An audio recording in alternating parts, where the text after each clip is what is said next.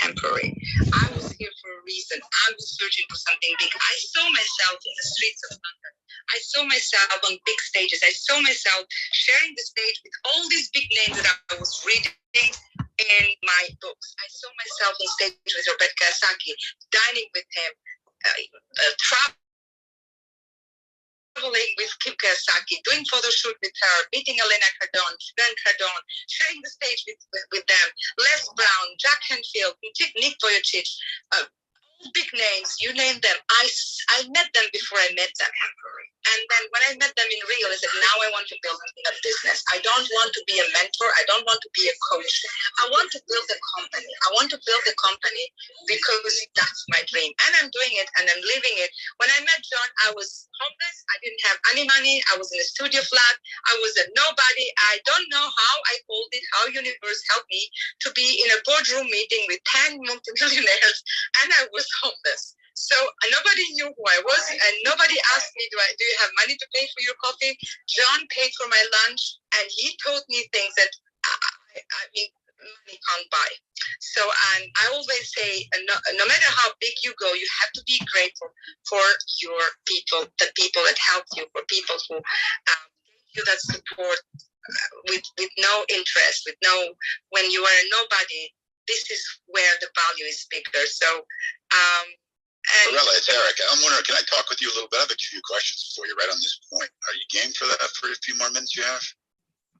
Yeah, my sister said I'm in taxi, so okay. Well, I just want to ask you this question because here's what happens. Here's where I bristle in the space because you have your origin story, your hero's journey in this particular episode is part and parcel to exactly my beef most days. When we get in here and we're neck deep in the woo, and we're joking about that. I joke about that to a degree. Except for we're spending 40 minutes out of every hour not really getting to the tactical, practical of the reality of what let me just ask it to you most in a pointed way. Without the action step, all of this, there's just a lot of rah-rah and not a lot of action. And that's the piece where I start to go, wait a minute, guys, we can ramp each other up emotionally, but if we don't know where to go when we're high like that, if we don't know what step to take, that can be a cliff. You can get all the way up here and get all happy and get all this, this jazz. We got all that jazz, but then we don't have a plan. Then there's no action step. And then that's you either hit a wall or go off a cliff. And I'm curious, Mirella, as you just articulated, I didn't have two nickels to rub together, but I had opportunity. What'd you do to make sure that you didn't rah-rah yourself right back into a depression? Oh, I'm telling you something because I'm all the time just keeping my friends up. And recently, in the last week or so, I was talking with two of my friends and said, Mirella, do you ever feel like this? I said, no, ever. I don't ever allow myself to go there, even to approach that zone. And this is the truth, the thing. We don't need to go there. We have to do the homework. That's the thing. If you don't eat for days and days and days, you're going to die. And if you don't feed your mental workers with the right food every single day, then they're going to be exhausted. Our mind is full of mental workers. They're working for us. And if we don't give them the love and the treatment and the respect and the food and the care and everything, they're going to resign. And then we get retired. So you have to be able to feed your mental workers every single day. And where do you feed them? Rooms like this, a book, a retreat, a course, a training, a meditation, an affirmation, whatever. You find your superpowers. You find what is your diet, and you have to do that every single day. You can't. I remember when I wrote the book "Don't Let Your Mind Go," which became bestseller and went viral, and I had a student who told me that, you know what happens? I bought your book for all my family members, and for about 2 weeks, we're the happiest family in the world. But it didn't work. It worked only 2 weeks. I said, hello?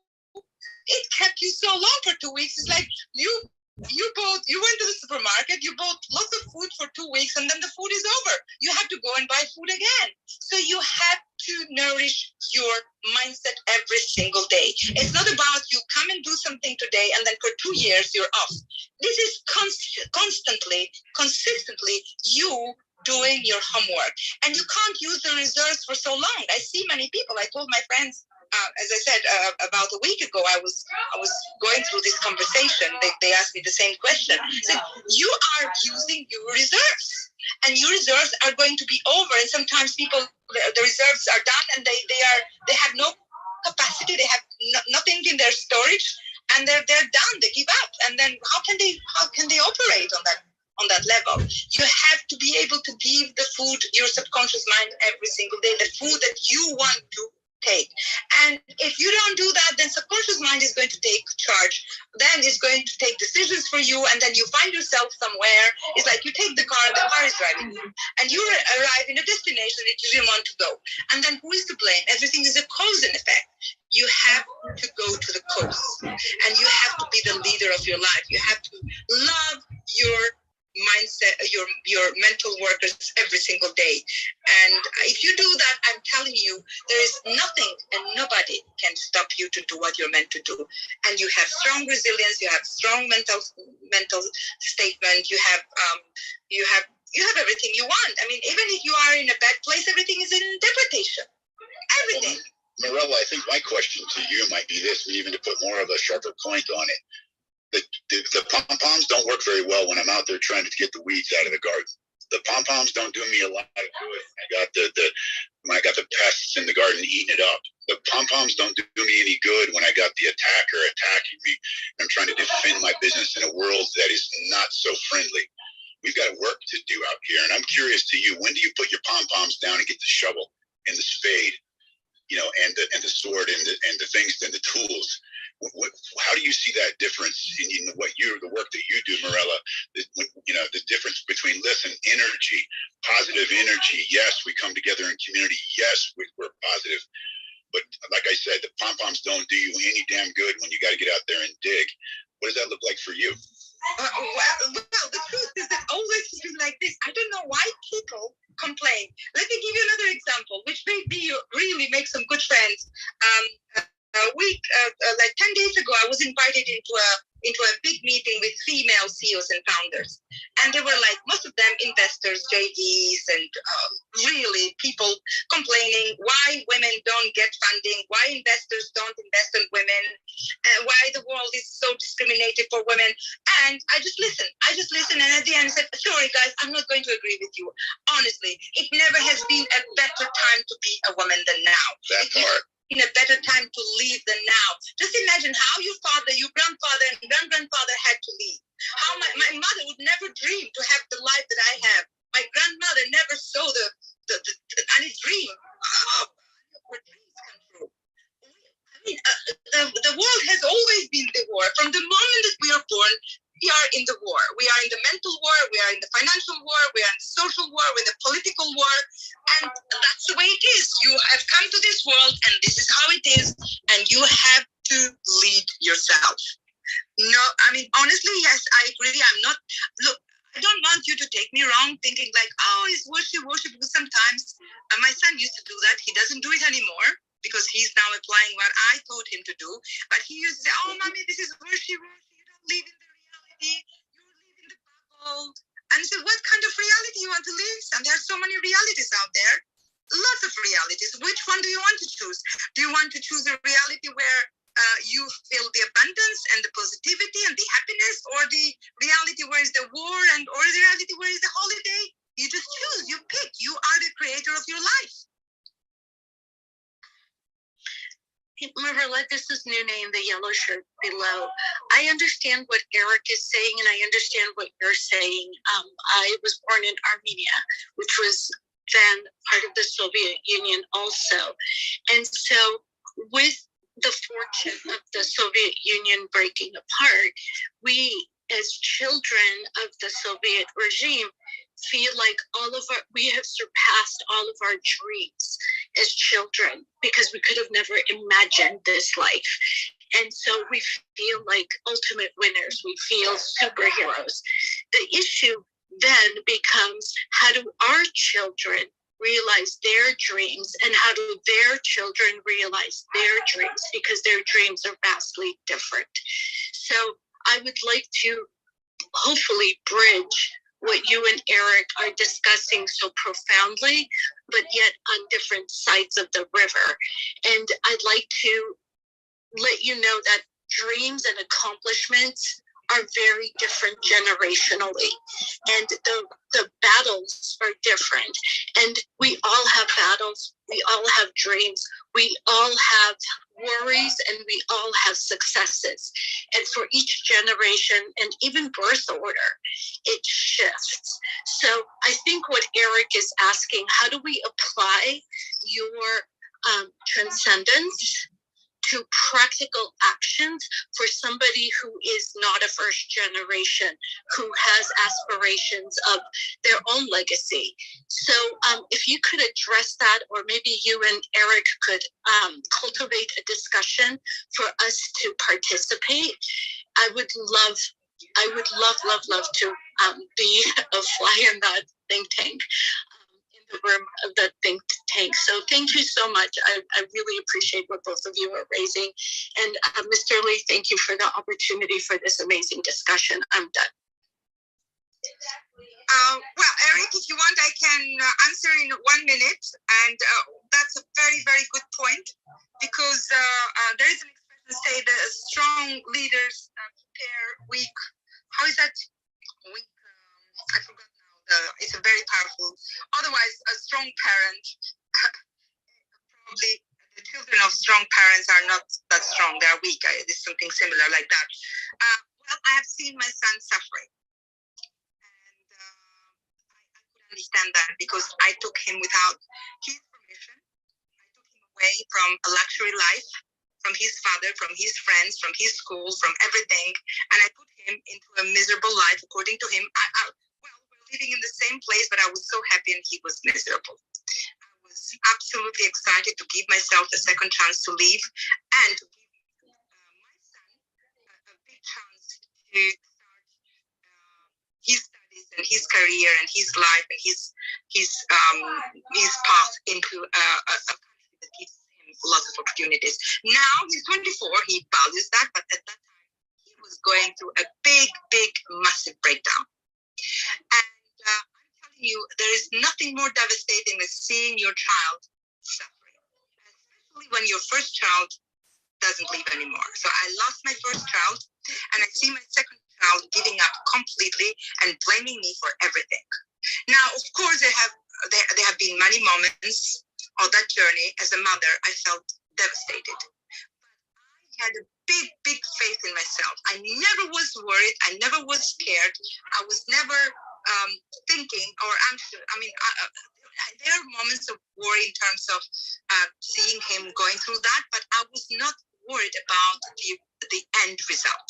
I knew that the end result is going to be amazing, and this is exactly what happened. When my son came over the other side, I could see a strong man, much more mature, and the life much more. So somehow, yes, we know that young people and young generation, probably they are facing with new battles, they are facing with new things. And now when I see my friends saying, oh, my children are suffering, I'm struggling with my teenager child or whatever, let them go through it. Our job is not to protect them from the reality and from the world. Just let them go through it, but in the same time, give them options, give them the opportunities, give them the guide. Prepare them. You are going to go through this, but that is okay. That's not the end of the world. That's not the end of your journey. That's just a little part of your journey which you need to go through. It's going to be painful. It's going to be a little bit of suffering and probably a little bit more and a little bit more. I don't know how long it's going to take. It also depends from you, but you have to go through this. And they believe you, Mirella. Here's the issue. Maybe what Nune is pushing on here is that we can we can carry our own paradigm, right? And that's what we do as parents, I think. But let's push on it a little bit. The fact of the matter is, the kid's not trying to listen to you.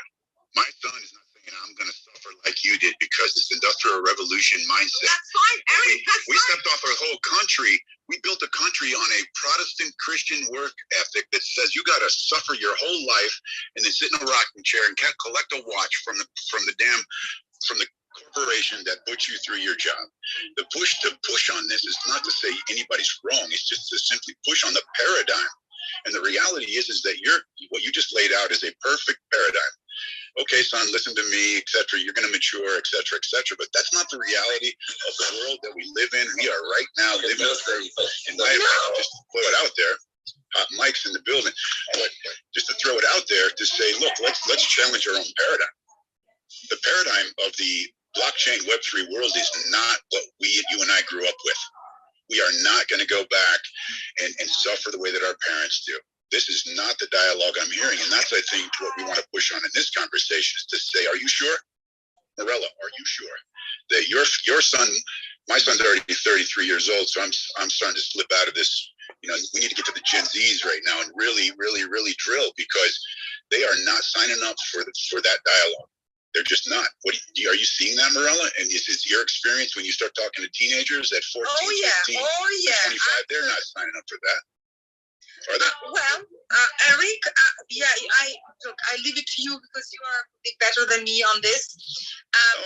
It's a community. I'm throwing it out to the room. You consider for our discussion. That's what Before I go, I want to quote I forgot the name now. There is I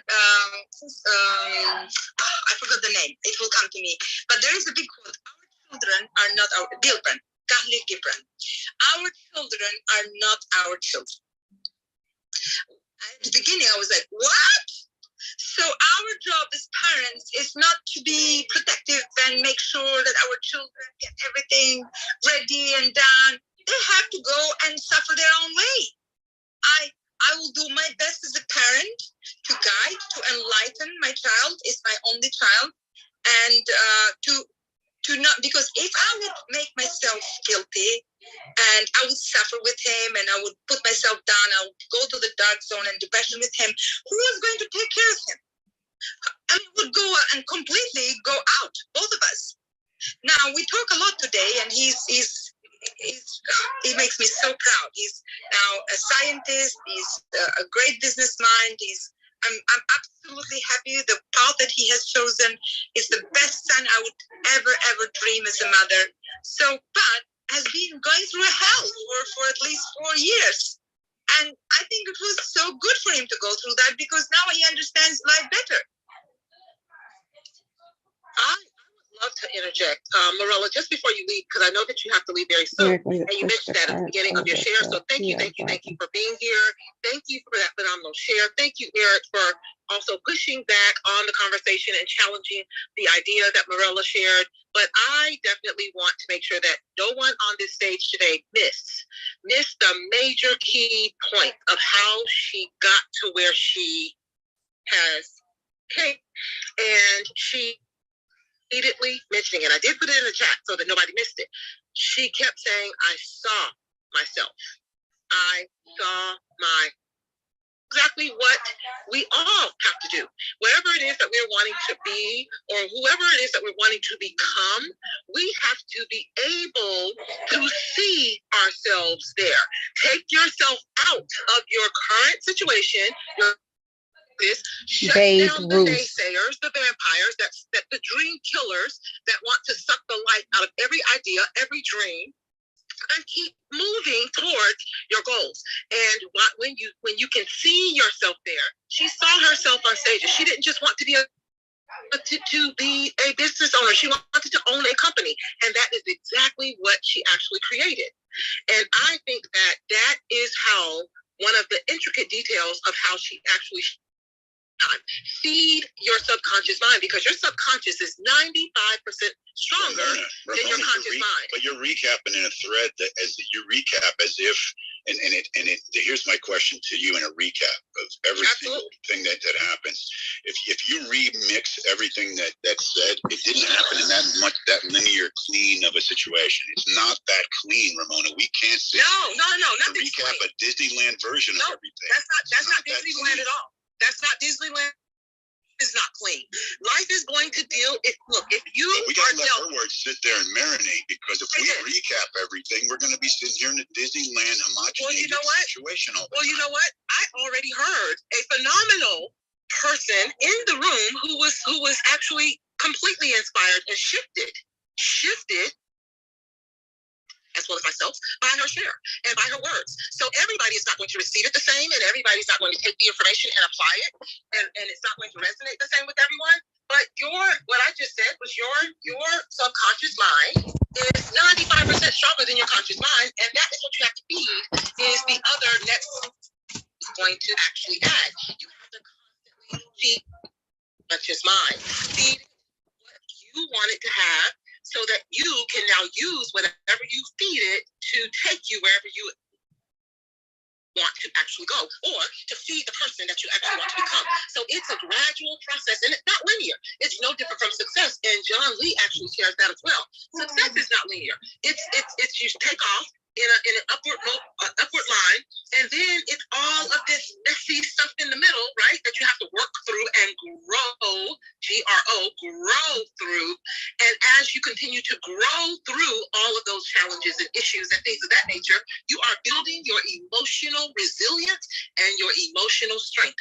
There is nothing Disneyland about that. That is your valley. I love her story, her story where she took me down. Ramona, that sounds good. And Ramona, that all sounds good in some HR workbook, but that's not the way the world's spent out here, baby girl. I'm telling you, I live in this world. And you, not how it works in the street. And you know what I would like to say, Ramona? Can I say this right here? Because listen here, this is Vera speaking. Yes, listen, Ramona spoken. That I created this. I'm so No. Please don't be sorry. Please, this is great. Listen, can I say this? Yes, you have just woken up sleeping giants. You have come to this stage, and you have literally pulled a Babe Ruth in this stage. And Eric, you are a freaking genius. You want to know why? Because it's only pressure that produces diamonds. And what you did, well, you know what? Call it what you want to call it, but here's how I'm calling it. And guess what? Everybody has their own way, their own measurement of understanding. So what you just did with Morella is you made her go into the deep. You made her go get it out of the mud, because guess what? When we get through cheering, when we get through rah-rah, at the end of the day, if you don't know how to cheer for yourself, you will waste your entire life waiting for somebody to come cheer for you. And what she did was she acted as a confirmation for me as a mother of 5 children to say, you know what? You just set the tone. You set the stage. These are our children only because they're not ours. We cannot dictate and make these children do what we want to make them do. But guess what we can do? We can do the best we can do with what we have. We can show up on purpose and with purpose, and we can push the cart over the hill. And where it falls, guess what? As long as our intentions are good, genuine, and pure, we end up in rooms like this with John Lee, and we have amazing people. And the best comes, I am totally. Put a 1 in the chat for both Eric and Morella, even for Ramona. Put a 1 in the chat for John Lee. If you got something out of this room today that was life-changing, while Morella is at the airport, and I hate to say this, but you're dropping bombs in this room while you're at the airport. Thank you for that.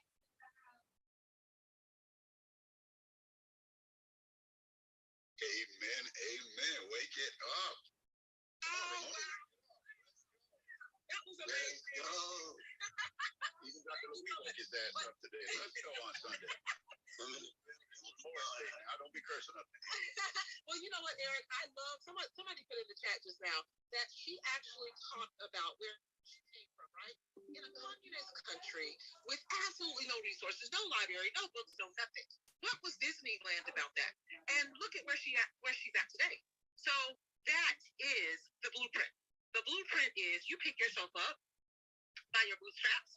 You look for the beacon on the hill, whoever that is. For her, it was the Tony Robbins books. For her, it was, she mentioned Jack Canfield. For her, it was... From her, Ramona, here's my point. If she you did it. Every freaking share, my question to you and to the room is this.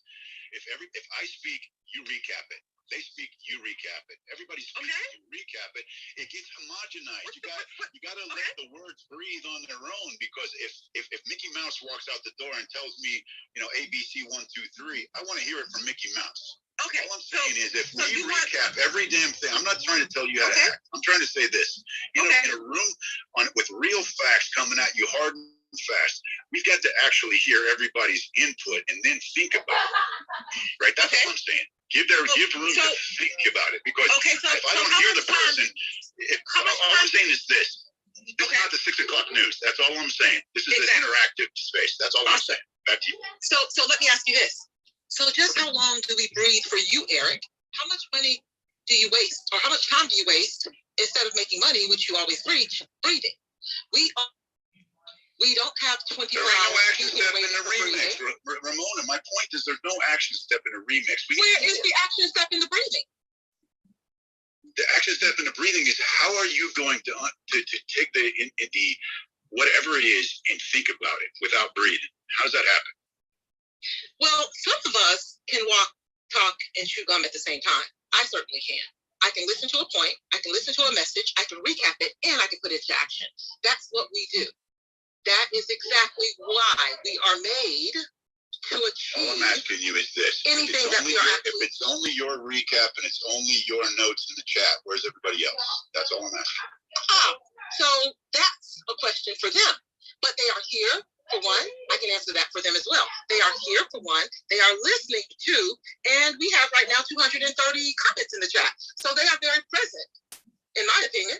So absolutely. And not all of them could be on stage. It's the chat to use. However, I'm not going to demean what Marella said, because someone in this room has just shifted their paradigm because of her phenomenal share. And maybe it didn't resonate with you because of your background, your upbringing, your knowledge, skills, and experience. Guessing if it resonated, let's ask them. That's what I'm saying. Absolutely. So let's do, and that's exactly what we're here for. So who would like? How about you pose the question to them? Who would like to share on what actually resonated with them in Morella's share? How about that? Ask them. We got different style. I'm not trying to battle with you or debate. You and I have different style. I'm not asking anybody. Exactly. I'm driving a conversation, and people are going to pour into it because they are actually stimulated by a critical thinking. I can sit here and read the damn phone book or play YouTube for everybody, but they can do that without us. Absolutely. So my question, our styles are just different. That's all. Right. I'm not trying to make a debate with you. But that's the beauty of it. I don't hear anything. If I'm not hearing anything that is original, I can turn on a news channel. I can turn on other things. Here is a workshop. A workshop is not a recap. A workshop is working. Tink, tink, tink. Hammers, bing, bing, bang, bang, knock, knock. And that's the talking of different voices, and that's the work. The workshop takes more than one voice, in my opinion. And that's where I'm saying, hey, let's pass the microphone around and understand, why are you here? That's what I ask when I'm leading this space. What are we here for? That's all I'm saying out loud. Awesome. Okay. So let me just say this as well. The only thing that is original is each and every one of us as an individual and our personal stories. Outside of that, everything else is a copy. Everything, all of this information that we're actually toying around with and passing around comes from somewhere else. You just heard.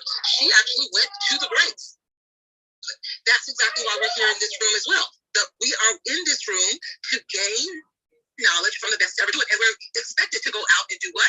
Implement exactly what he is actually giving us, which is also a copy. And the copy will never be as good as the original. So we aren't. Let's not mistake that. Just because a recap is a recap. It's just that for those in the room who are just entering the room. Maybe they're just coming into the room and they have no idea what was just said. So we are are recapping and bringing them into the conversation and bringing them along. And that's facilitating. That's not just recapping, that's facilitating the room as well. So we have to make sure that everyone in the room, if we really want them to participate in the conversation, that maybe they just got into the room and was brought onto stage like Dr. Lowell. He wasn't here from the beginning of the chair or the beginning of the room. So we want to make sure that he's brought along with everyone else who just got into the room as well. So maybe it was just a difference of opinion, but you know what? Sometimes that's the beauty of it. We're all different for a reason. We all bring our own life perspectives and experiences and skill to the room or to the training or to whatever it is that we are actually doing. And that is our superpower. And some may resonate with me, others may not, and that's okay as well. Some may resonate more with you and not with me, and that's okay as well. However, it's still value at the end of the day that someone and everybody in this room can walk away with something that they didn't have before when they entered the room. And that is exactly why we're here as well. Can the church say amen? Amen. So with that said, that's my point. And bringing everybody else along into the conversation. And yes, this is definitely needed. And yes, it was major value shared. And absolutely, the subconscious mind is a part of all of us, and it needs to be discussed. And that is exactly where the main trouble lies. It's what keeps us stuck in our own thinking. It's what keeps us where we are. It's the main struggle that most people don't study or don't realize that needs to be shifted and changed. And Morella was so eloquent in sharing that that is exactly what we need to feed every day. Or else, if we're still doing the exact same thing that we did last year, the year before, last week, last month, then guess what? No surprises, right? So if it takes us coming into this room and pushing on each other's ideas, then so be it. And if it takes some people resonating, now what I can definitely share with you, Eric, is that I get more messages on the back channel for my shares and my recapping, because it helped them see something different from the way that they first heard it. Ramona, So let me just share with John you. Lee also mentioned, I'm not done yet. John Lee even mentions that he comes to this room and he shares the same information over and over and over again. And guess what, Eric? You come to this room over and over and over again, and you listen to his information over and over again. And there are some people in the room that needs to hear the same thing over and over and over again, and needs to hear it from someone else as well. So let's not one in the room. And yes, we definitely want to encourage each and every one that's here on the stage to share. That's what we're here for. And that is exactly why we are allowed to workshop the room. So thank you, Eric. Over to you. Well, there's nothing left to say. If we take all the oxygen out of the space, John comes out and he delivers a master class, and you come out and repeat that master class for 6 hours. There's no extra oxygen for anything else. That's not workshop.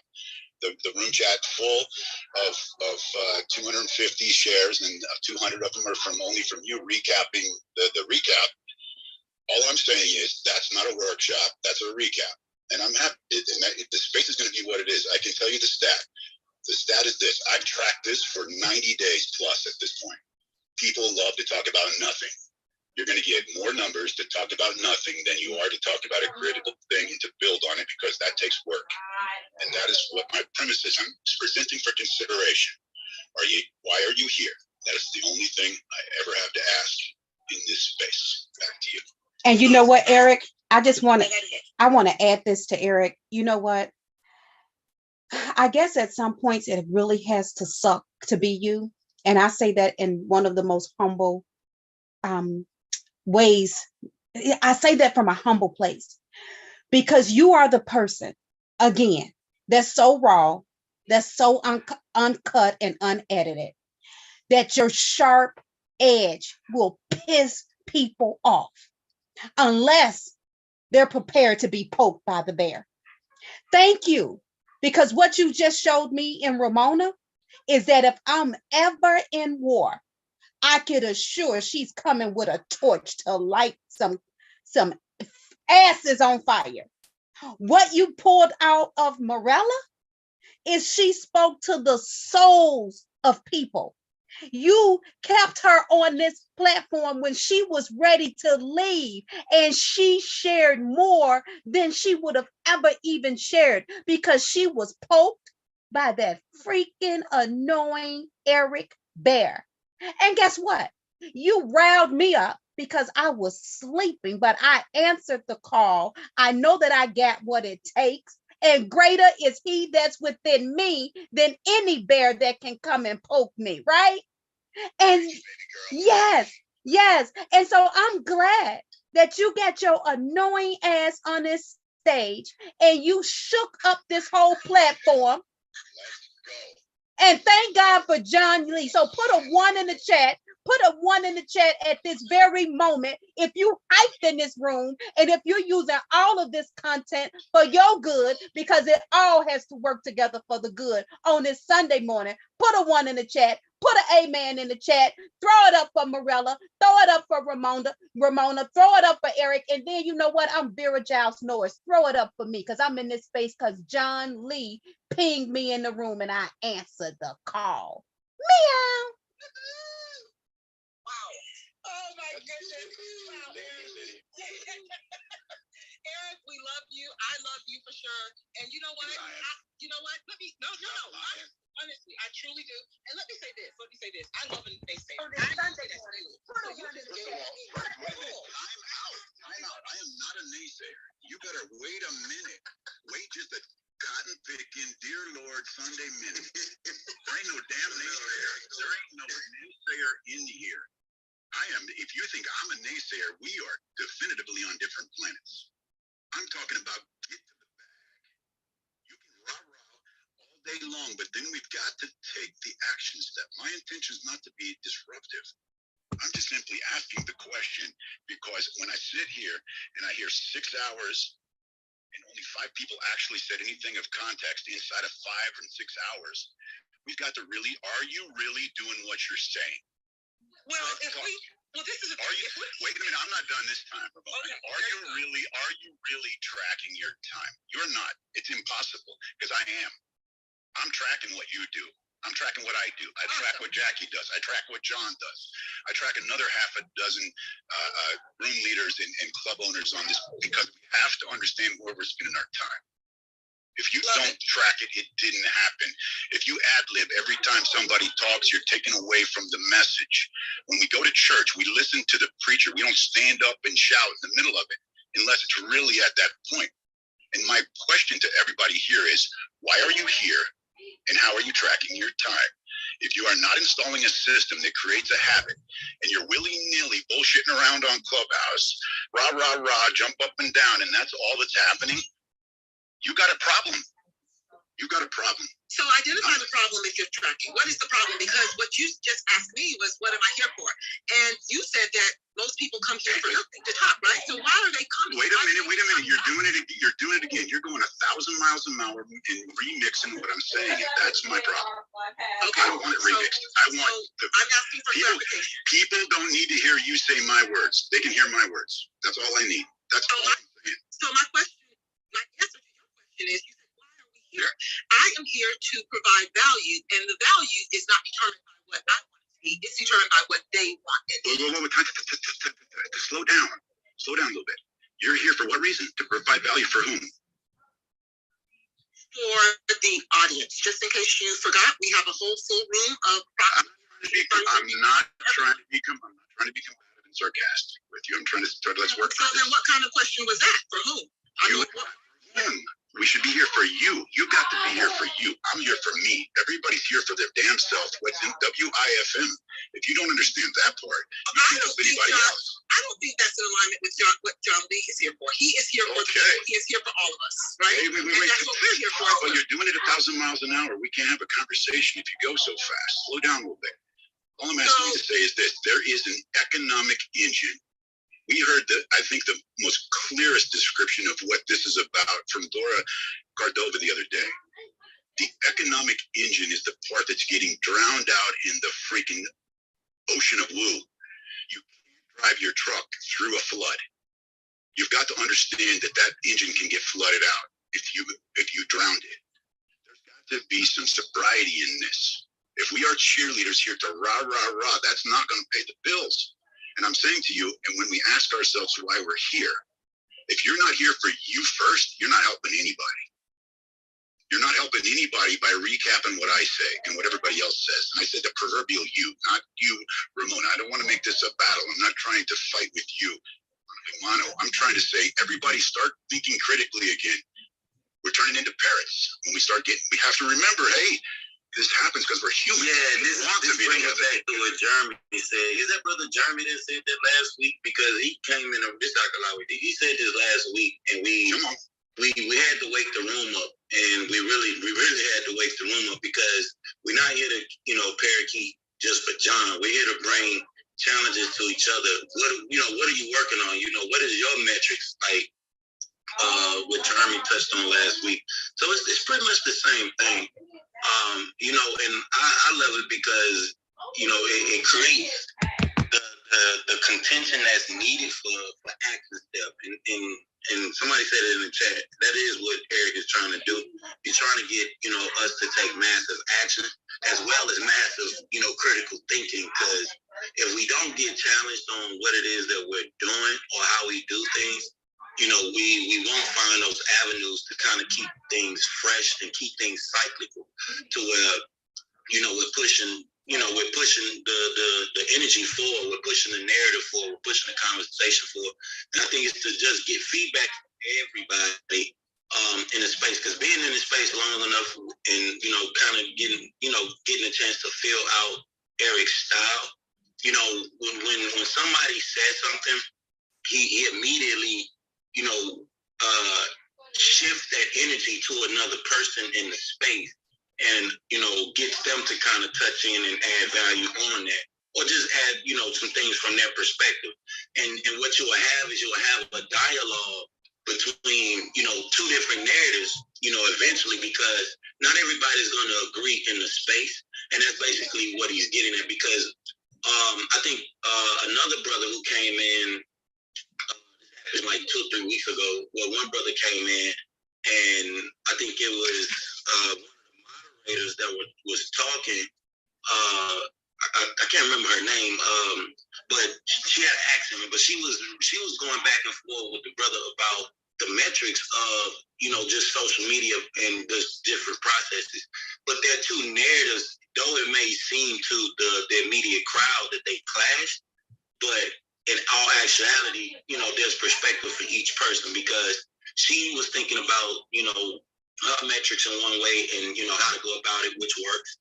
And the brother was, communicating his metrics, and, he wasn't really giving metrics at first. Eric had to kind of pull it out of him, but it came. And both perspectives were able to see the parallel in what each other was saying. And I think that's what you get with Ramona and you get with Eric, because Eric is that person that's going to really pull out that critical thinking, and you need that. You need that, that reassurance that's coming from Ramona, but you also need that, reanalyzing from that's coming from Eric. Did you really, fully cover all the tracks? And what is the challenge for yourself after that? Because now you have to really think, in a space like this, and that's what it pushes for, because like you said, we can't all just be parroting for John Lee in the room. We do all come in this space for ourselves, and that's the challenge that brother Jeremy, I'm not sure if I'm saying his name right, I think that's who that was, but brother Jeremy came in the room and really woke the room up last week, because he was in the chat seeming a little combative until we brought him on stage, and he knew, come to find out, he actually knew John, and he's been, been on stages and been in, on the scene with John and other moderators here before, and so he really woke the room up with that same conversation. I think you were talking. Are you talking about Dylan? Maybe I think Dylan. That's exactly what I was thinking. I'm thinking Dylan, brother Dylan. Dylan. But either which way, to your point here, Dr. Louie, Yes, sir. There's iteration and conversation happens after the action step. We can sit here and read from the manual all damn day long. We can sit here and we can jock from John Lee's freaking activity. And that's what happens when you come back to the hood with me and we talk about what happens out in the real world. In the hood, we're like this. You got to get off that man's jock. You can't sit up in this platform here and start talking about what John Lee has done. What the hell have you done? What, you know what I'm saying, Dr. Louis? What the hell have you done? Why are you sitting here recapping your ass off all damn day long? What the hell did you do? Go out there and take that social media mini course, execute the son of a buck, and then come back here and argue or have discourse. But to stand here and listen to Dr. Louis preach about, a smart contract, and then tomorrow come back and talk about what Dr. Lee, what did we do? The proverbial you, what did you do? And that's what I'm saying. Right, and what's the metric? Because and did you train? Yeah, right. And then to get people to participate in that conversation, that's how you actually create a metric. You can't create a metric with just one person and and bullshit. Thank you. Yeah, so you need people to come in and challenge the information, especially what it is that you're doing. Because last week I think Ramona and another brother was like, well, it was hard on Ramona, but he was on her head. Who is that? Where was You remember what you talked about? Brother that was like, he was like, well, I need you to the challenge that he gave, he was like, I need you to make 100 posts. Like, oh my gosh, yes. And you know what? He had to be back. Who was that? I didn't even know who he was. I'm like, who is that? Eric. I think his name was Eric as well, right? I think that's who you're talking about. Because the brother was like, I need you to make 100 posts. I have not seen him here again, as a matter of fact. So yes, I remember that. Now, but yes, he's posting a lot, posting more frequently. Yes, we need that. We need to wake the room up like that, and that's still recapping, guys. You're still recapping. This is still conversation. Recapping still. So, Dr. Lowry, are you recapping right now? You're recapping, right? Well, in a sense, because I'm bringing back, that energy of, how, like I said, how we woke the room up or just kept the room of the flow of the room invigorating, because that's a lot of what, people get information out of too as well. And that's, like Eric said, the challenge of, that conversation, that really was, brings the flow of the traffic in this room and also keeps, just things moving, the tracking. So I'm gonna land with that. And it's, I definitely make a point of doing is working the entire room and making sure that I go to each person, whether they're speaking or not, and to actually get input on the actual topic of the room.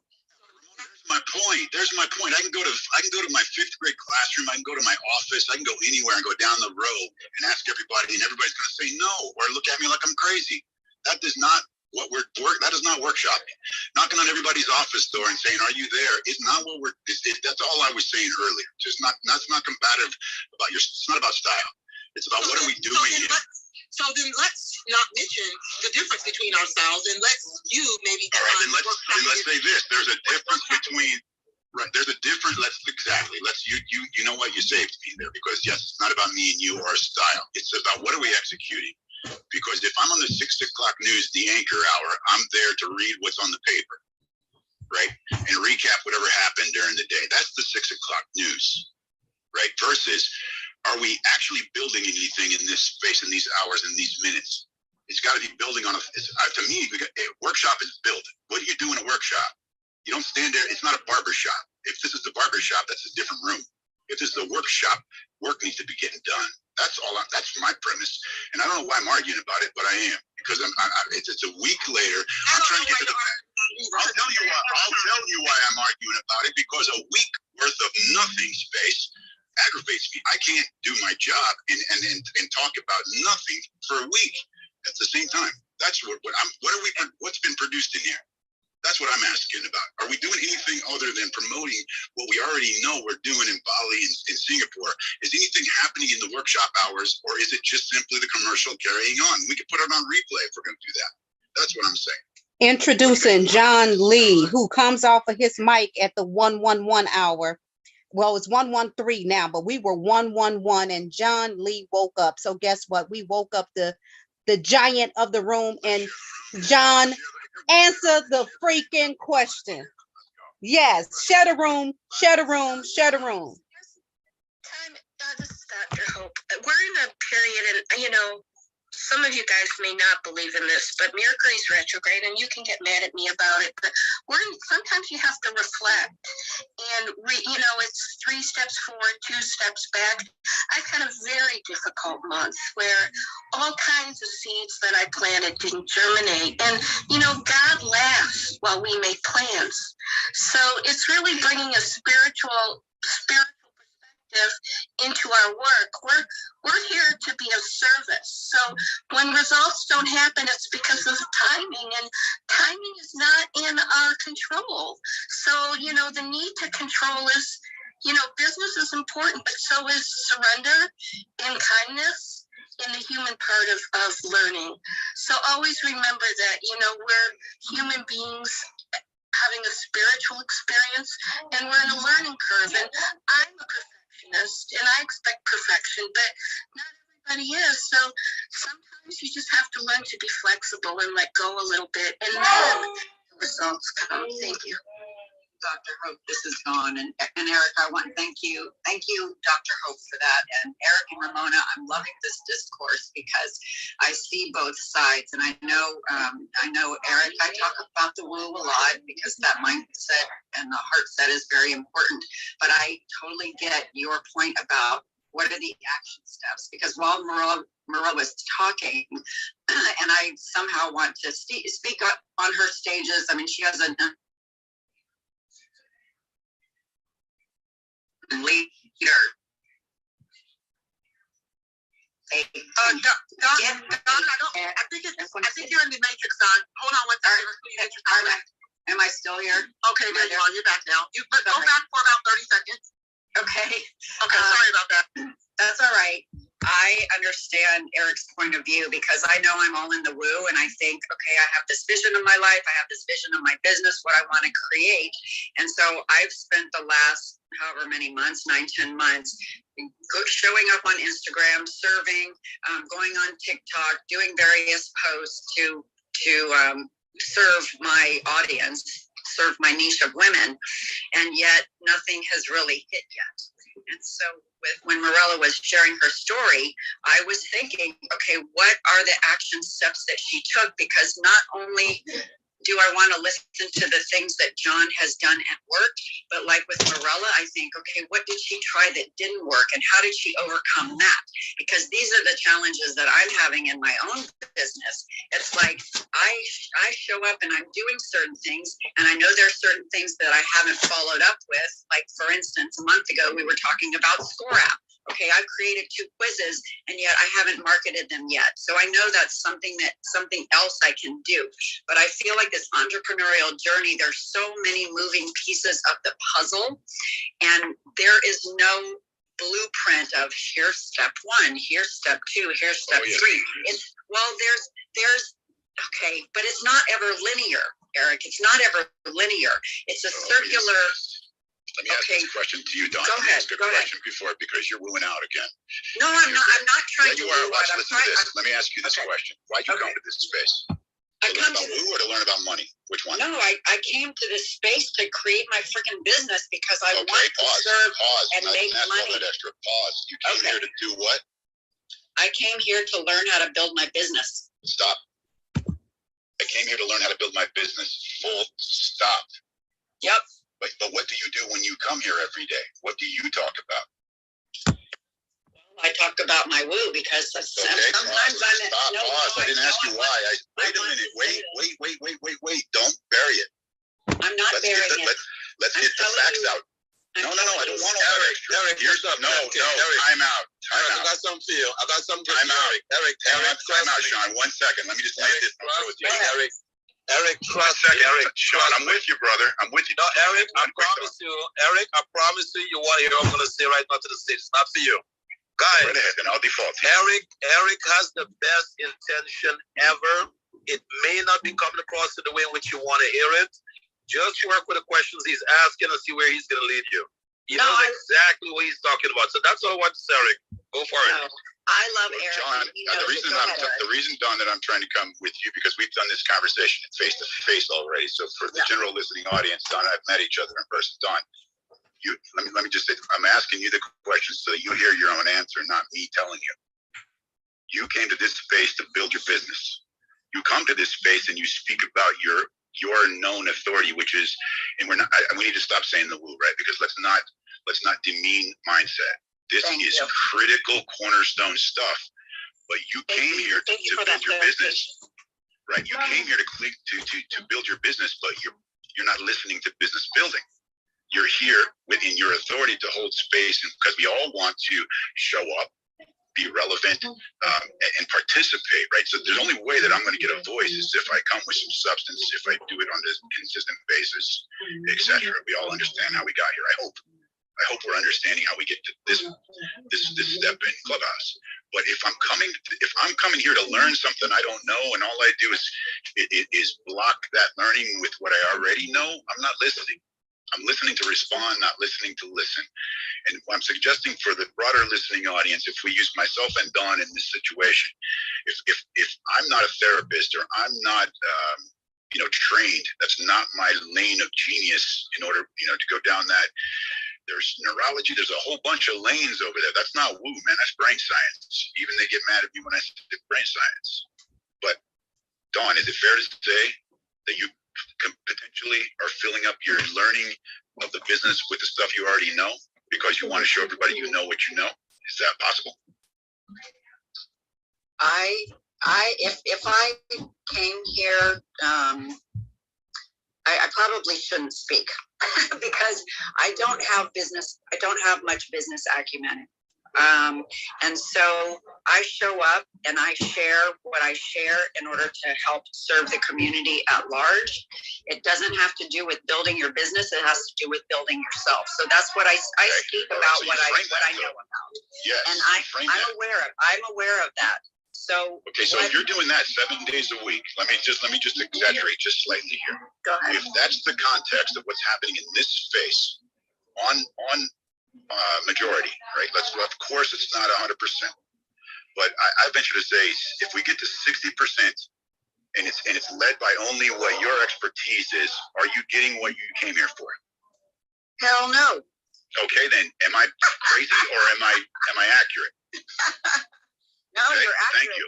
I rest my case. I rest my case. This is why I would like other people. I mean, that's why I said I probably shouldn't take it all in this round. So because I want to learn from people like Morella. Well, hold on, don't bury what you have. You should talk, but you should also be aware of what you're doing. That's all. Your piece is so valuable, but it's a piece.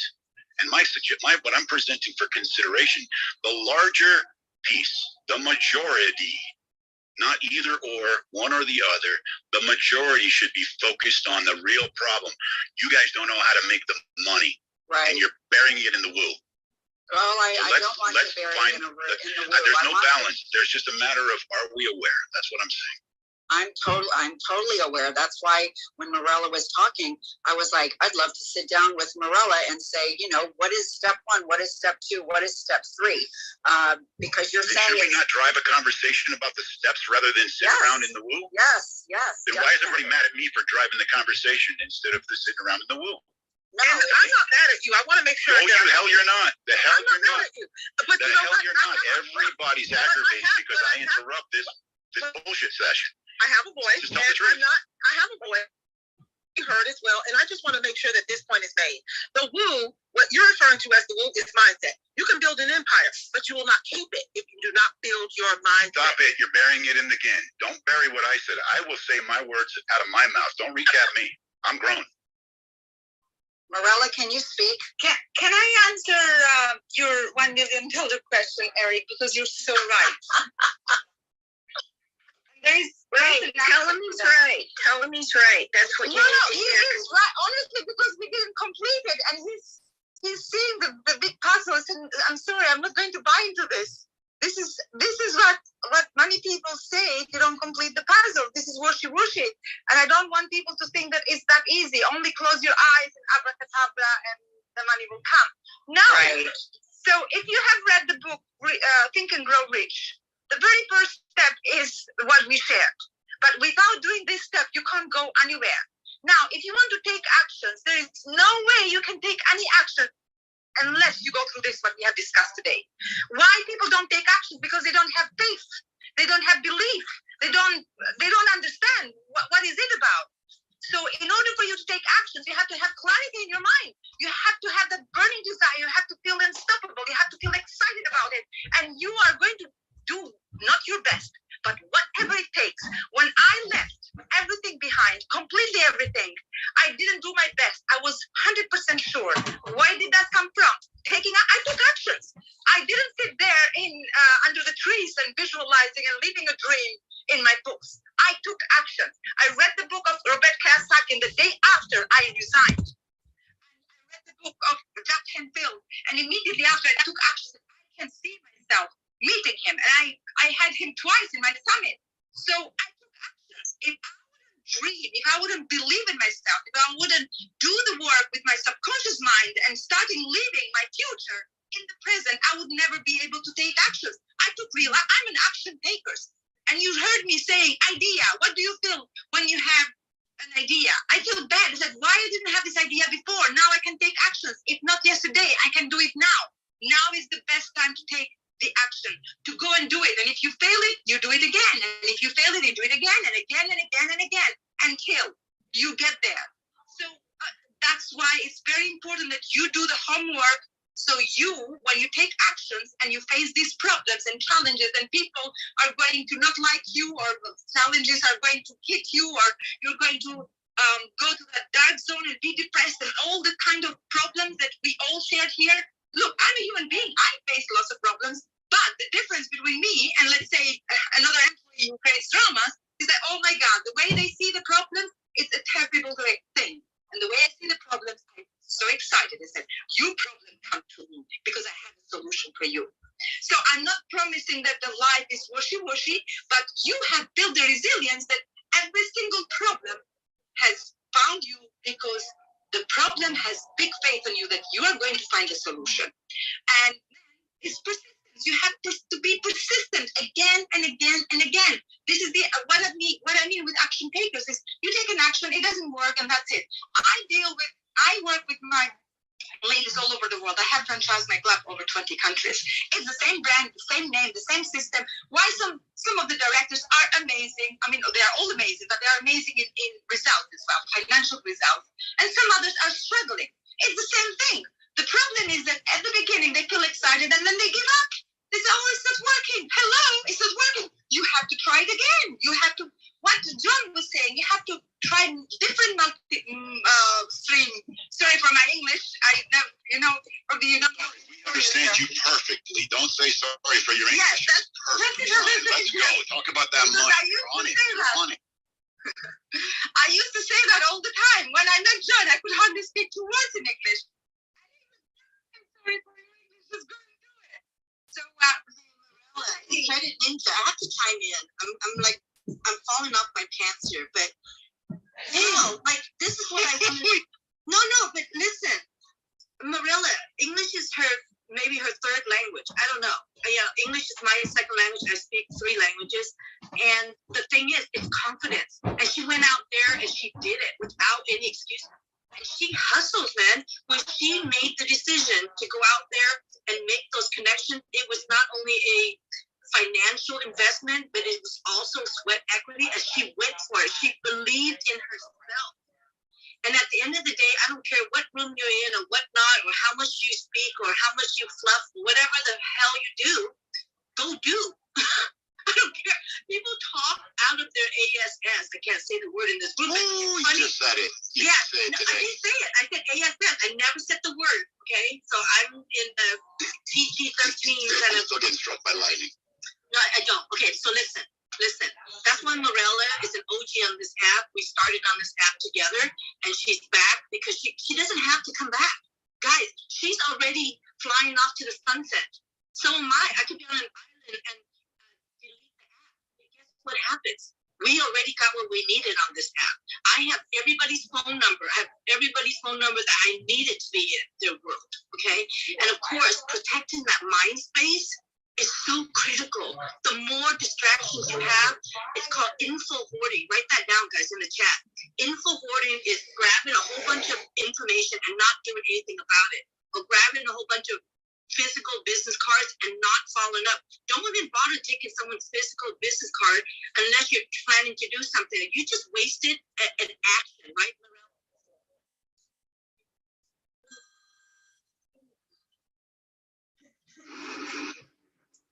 I was just speaking to one of my friends earlier. She's now my friend. She's actually a client that turned into a friend.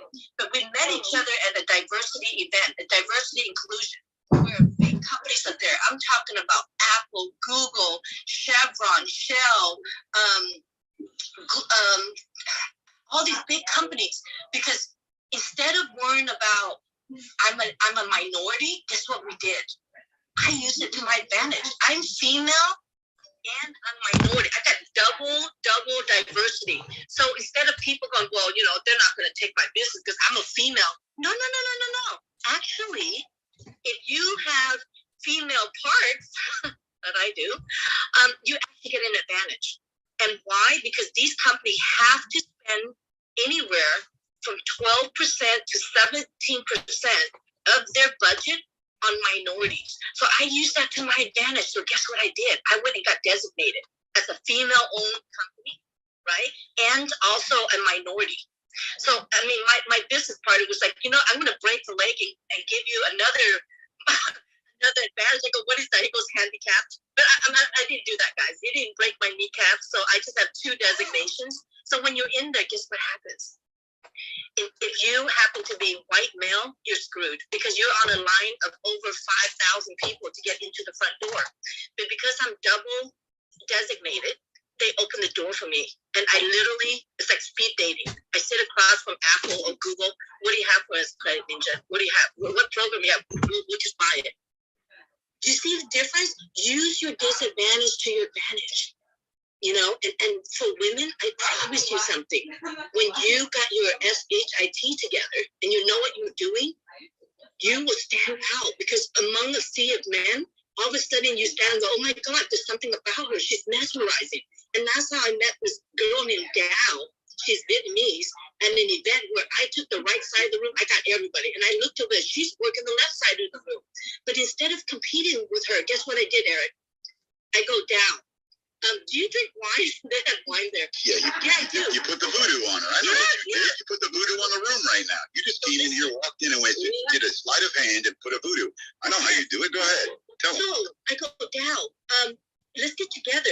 Instead of competing with this girl, I said, what contact did you make in the room? She goes, I made this person at Apple, this person at Google, this person at Amazon. Okay, well, I made these people over here at Kaiser Permanente and Shell and all this. I go, can we just trade our connections and call it a day and have some wine?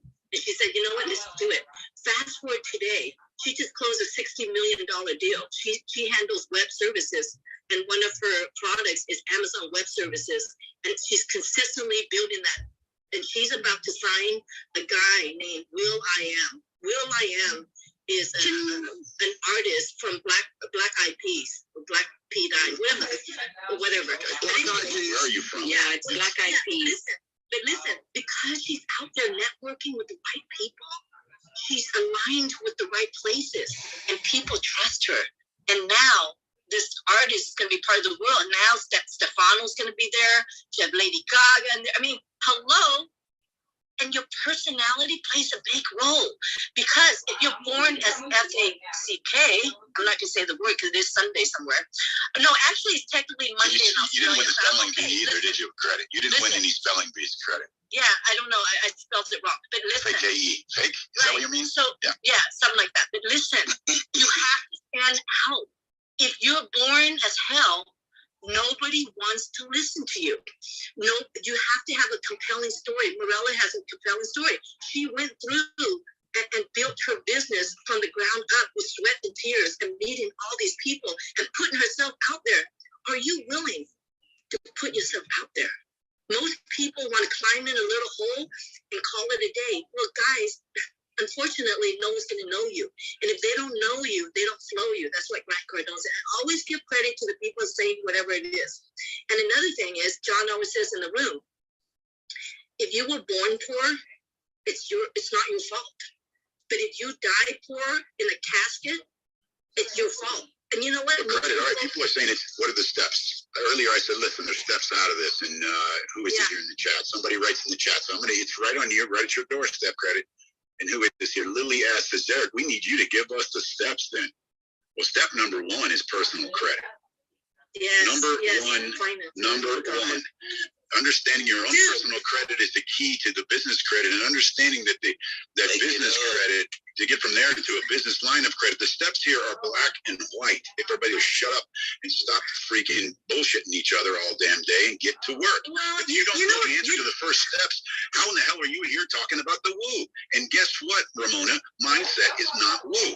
That's not the freaking parallel. You can't repeat that no matter how fast you say it. You can write it in the chat all you want to. Absolutely no. Neurology and cornerstone mindset that Diamond steps in here and rocks out every time she opens her microphone is not the woo. Not even close. Not even close.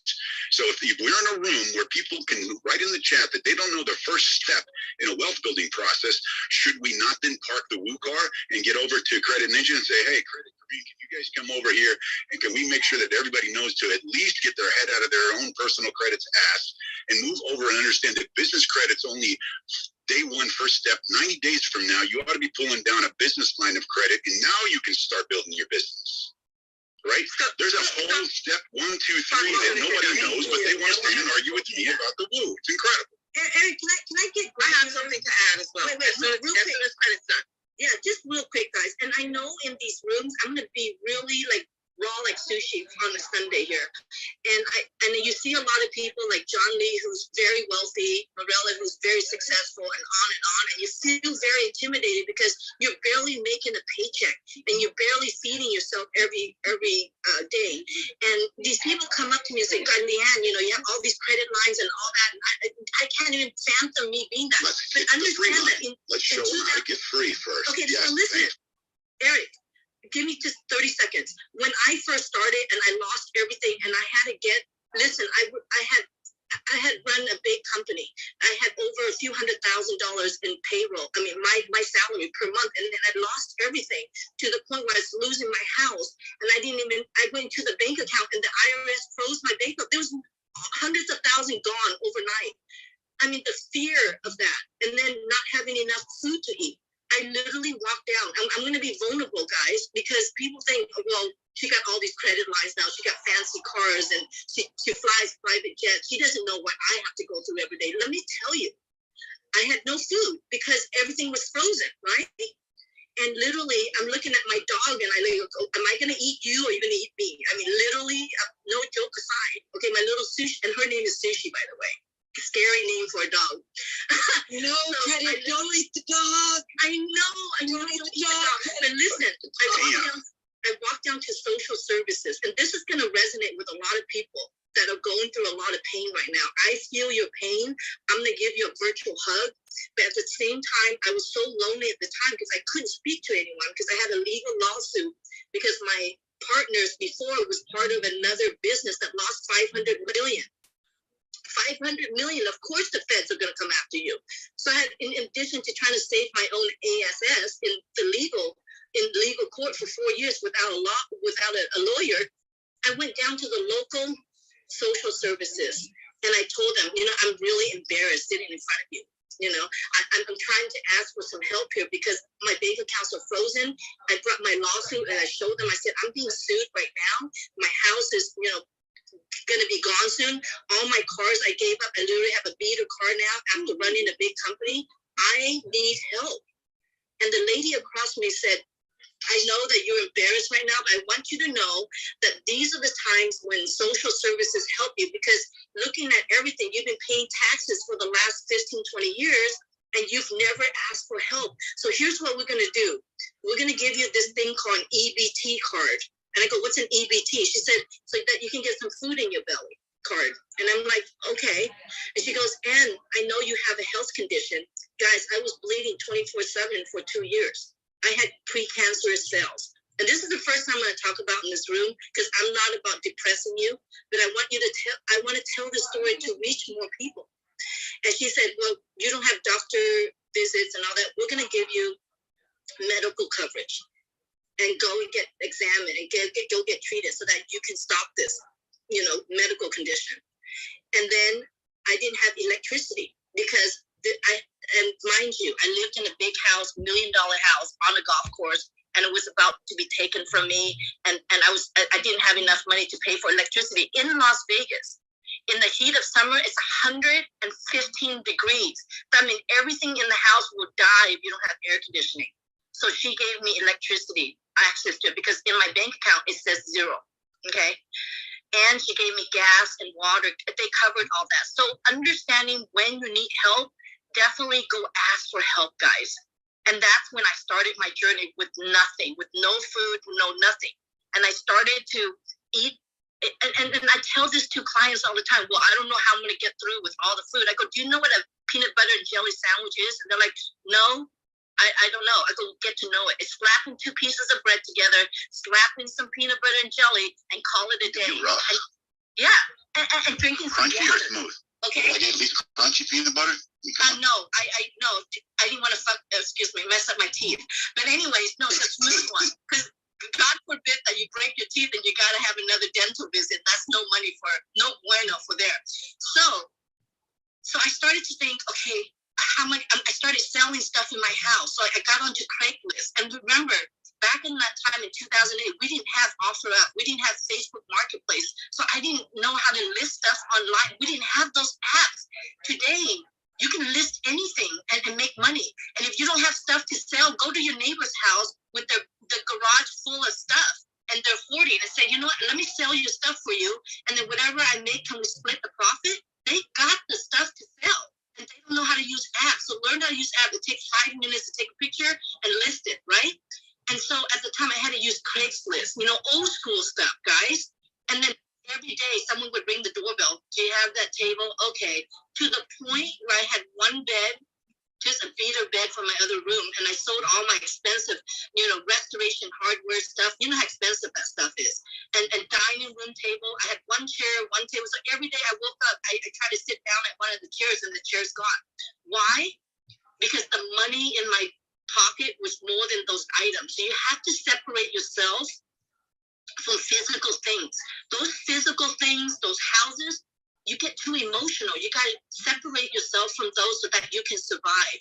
You have to survive through the minute, through the hour, through the month, through the week, through the year. And then you'll get to a point where you're going to be stronger and you have more money in your account. Even if it's a few $100s, you can multiply that, guys. And it's selling the stuff. I have a chapter in my book called Selling Shit to Survive. Literally selling shit to survive. Jim Carrey had a movie. I don't remember who was in it, but they went through the same thing. They sold everything in their house, even the grass in front of their house. They had to peel it off, and it got taken back because they couldn't afford it. They even went to go get some. They went to test products on their face, chemical stuff, just to make money. So understand, how are you surviving through this? And the recession we're in it right now, guys. So you have to really get smart. You have to plug yourself into John Lee's room to learn these techniques. These are survival skills. And most of the rooms, you're right, Eric, are woo, woo, woo, and la, la, la, and cheerleader. I'm not a cheerleader, guys. I don't sit on the sidelines. I'm in the game. And I'm telling you this from the bottom of my heart. I don't need to be on this app. Tomorrow I might be gone because I got to do my own stuff. I'm busy. But I care about Eric. I care about Yen. I care about Ramona and Diamond Diva and John Lee and Linda and Ame and Don and 10K and all these people. That and really Vera. And Vera. Who's that? I just wanted to hear you say and Vera. Yes, Vera and everybody else. I'm sorry. I'm trying to get through this. But guys, it starts with one thing. You just have to separate yourself from the emotional, physical items that mean nothing to you. okay, and move on through that. So, and I see these rooms. I mean, the other day I was in a room where this person needed a lot of help and she didn't have her stuff together. And when I stepped in to chime in, she pretty much shut me down, saying that she knows everything. Well, girl, if you know everything, then you should be making a shit ton of money, and you're not. So I'm done with that. Eric, back at you. I gotta go. Here's the point, Credit. I know you're gonna rip, roar, and run here, and it's about that practical. But look, in the chat, we still got folks going. Here's what happens: people come in the room, and we're halfway in the middle of whatever discourse that we're chewing on here, and people look at the title and say 10 ways rich people multiply their money, and 45 minutes later, they haven't heard a single thing that's even remotely near the topic, and that's a legitimate. It's a little bit premature since you just showed up and 6 seconds later you write something stupid in the chat. But there's a point there. There's a point there. Is this the third step? We're just talking about selling stuff. So can we get out of the gate of not really multiplying money, but in a business building process? Day one, your credit. There's nothing to talk about until you get a handle on your credit. Somebody tell me I'm a liar. Somebody tell me. Hey, please let me say something, brother, because you won't this. Recapping about the freak. About the minions. We cannot sit here and be flying through a mob trap. No, that's not what we here for. We understand human mentality and the way, especially in today's world and the way things are going, where people are just being led to wherever because they are the herd. We're not here to be heard like animals. Like Credit just said, we're not sitting on the sidelines. The point is for you to really learn what it's going to take for you to not just be rich, but be wealthy entrepreneur. You are in the entrepreneur secret. So this is not a freaking herd of buffalo. That's all I'm saying. Wake it up, brother. Please wake it up. Keep going. Hey, I'm here. I'm listening. I'm here for it. I'm glad that I know a lot of most people, they haven't, been able to get that critical thinking lesson since the 1980s. It's been taken out the schools. It's been taken out the textbooks. But like Credit just said, that is no excuse. We out of that. You're in the power of proximity room. So please recognize the power of the work that's been done, the experiences that's been done. And in this entrepreneur space, you need that vernacular.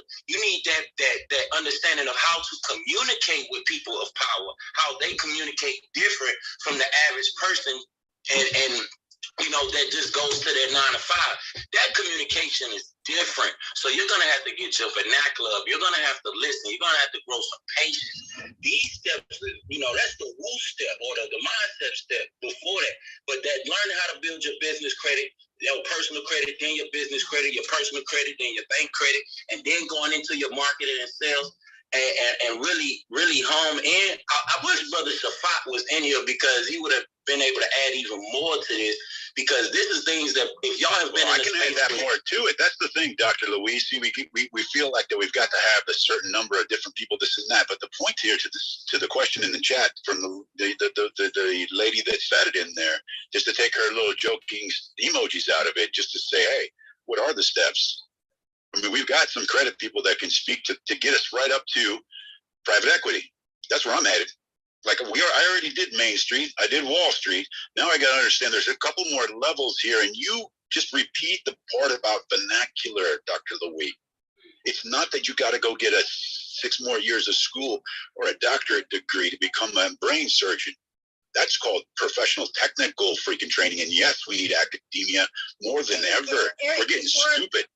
Hey, Eric, before I got to get onto my car, I got to put the convertible top and you can't hear me. The first thing is awareness. So if anyone wants a link to set up their credit reports and all that, just message me, guys, the word credit. I'll send you the link. Identity IQ has all 3 reports. That's the first step, like Eric says. And then from there, stay in these rooms and I'll give you guys tips on how to get your score up. Because at the end of the day, the more ammunition, like Eric always says, don't deal it with dry gunpowder or something. You got to have some ammunition to get your journey going, because you can have all kinds of right, dry powder. I'm sorry. English is my second language. Okay, listen. You have a dream. The dream is not going anywhere until you start saving. For the first time, saving is sexy, but also having your credit in place is like winning a lottery ticket. That's how I started my journey back, was building my credit piece by piece, getting smaller lines like $300, $500, and then $1,000. Now I have millions of lines that I have access to, and I keep getting offers. Would you like more money? They throw more money at you when you're responsible and build relationships with the bank. That's the secret sauce, guys. Don't tell anyone.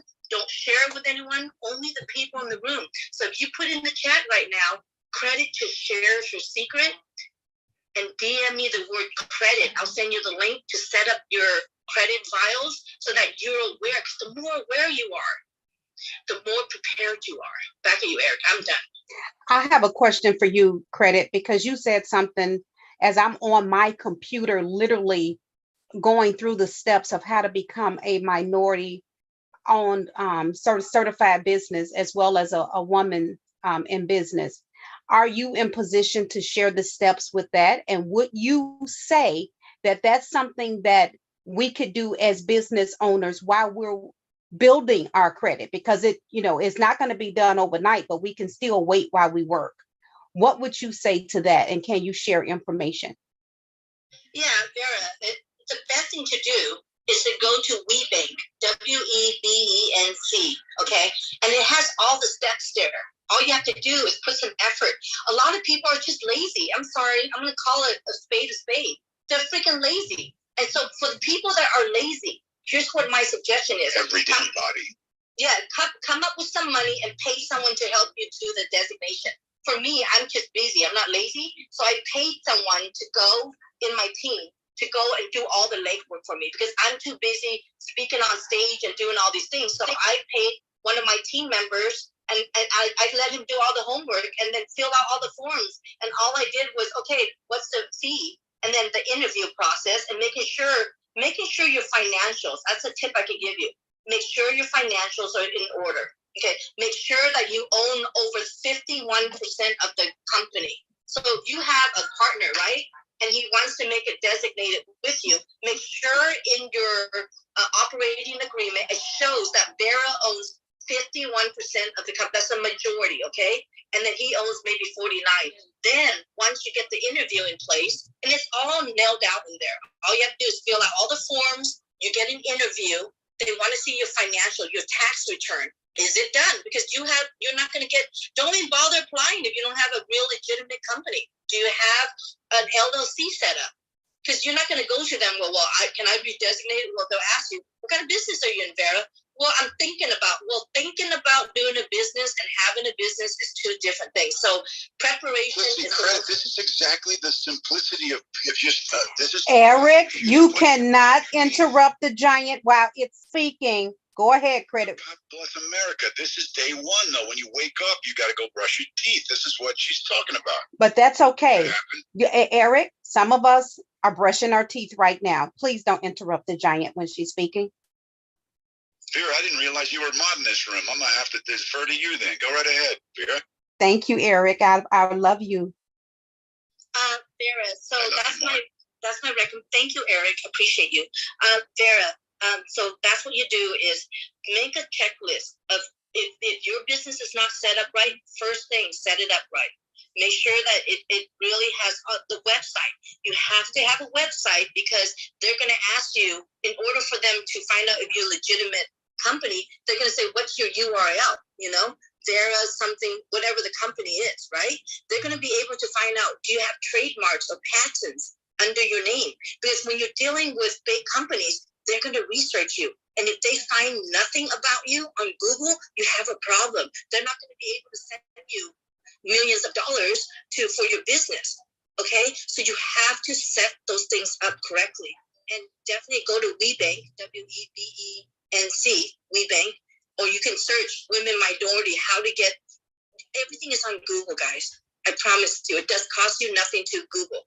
You just have to use your fingers, and hopefully you have fingers. If not, use your toes. Okay, so I gotta run, guys. I gotta take my convertible top down. I got my media team waiting for me. I love you guys to death. I'm out. I'll sit on stage, but I'm out. Love you, credit. Thank you. Thank you. Thank you. Vera, you're on pause now, Vera. Vera, you're in pause now, Vera, because you got all the game this morning, Vera. What do you think? Did you get all the game, Vera, or no? Eric, give me Eric, shut this shit up and just give me a hug, and let's get back to the room. Vera, I just want to know, did you get all the game? Because what she didn't tell you there, and here's 30 seconds to recap that. EIN number. You need a business address. It can't be your freaking bedroom. You need, in order to get your business line of credit, which is the number one target you ought to have. We got Karine here. Karine can talk to this. Let's get the basic simplicity out of the way and write it on the back of your hand. Number one, I need a business address so I can get an EIN number. I need the EIN number so I can legitimize myself because I'm in pursuit of business credit. Why am I in pursuit of business credit? So I can shield everything personal. The United States of America and many other countries are built in a legal system that you want to financially shield your personal. Nobody needs to know your name. Everything is business.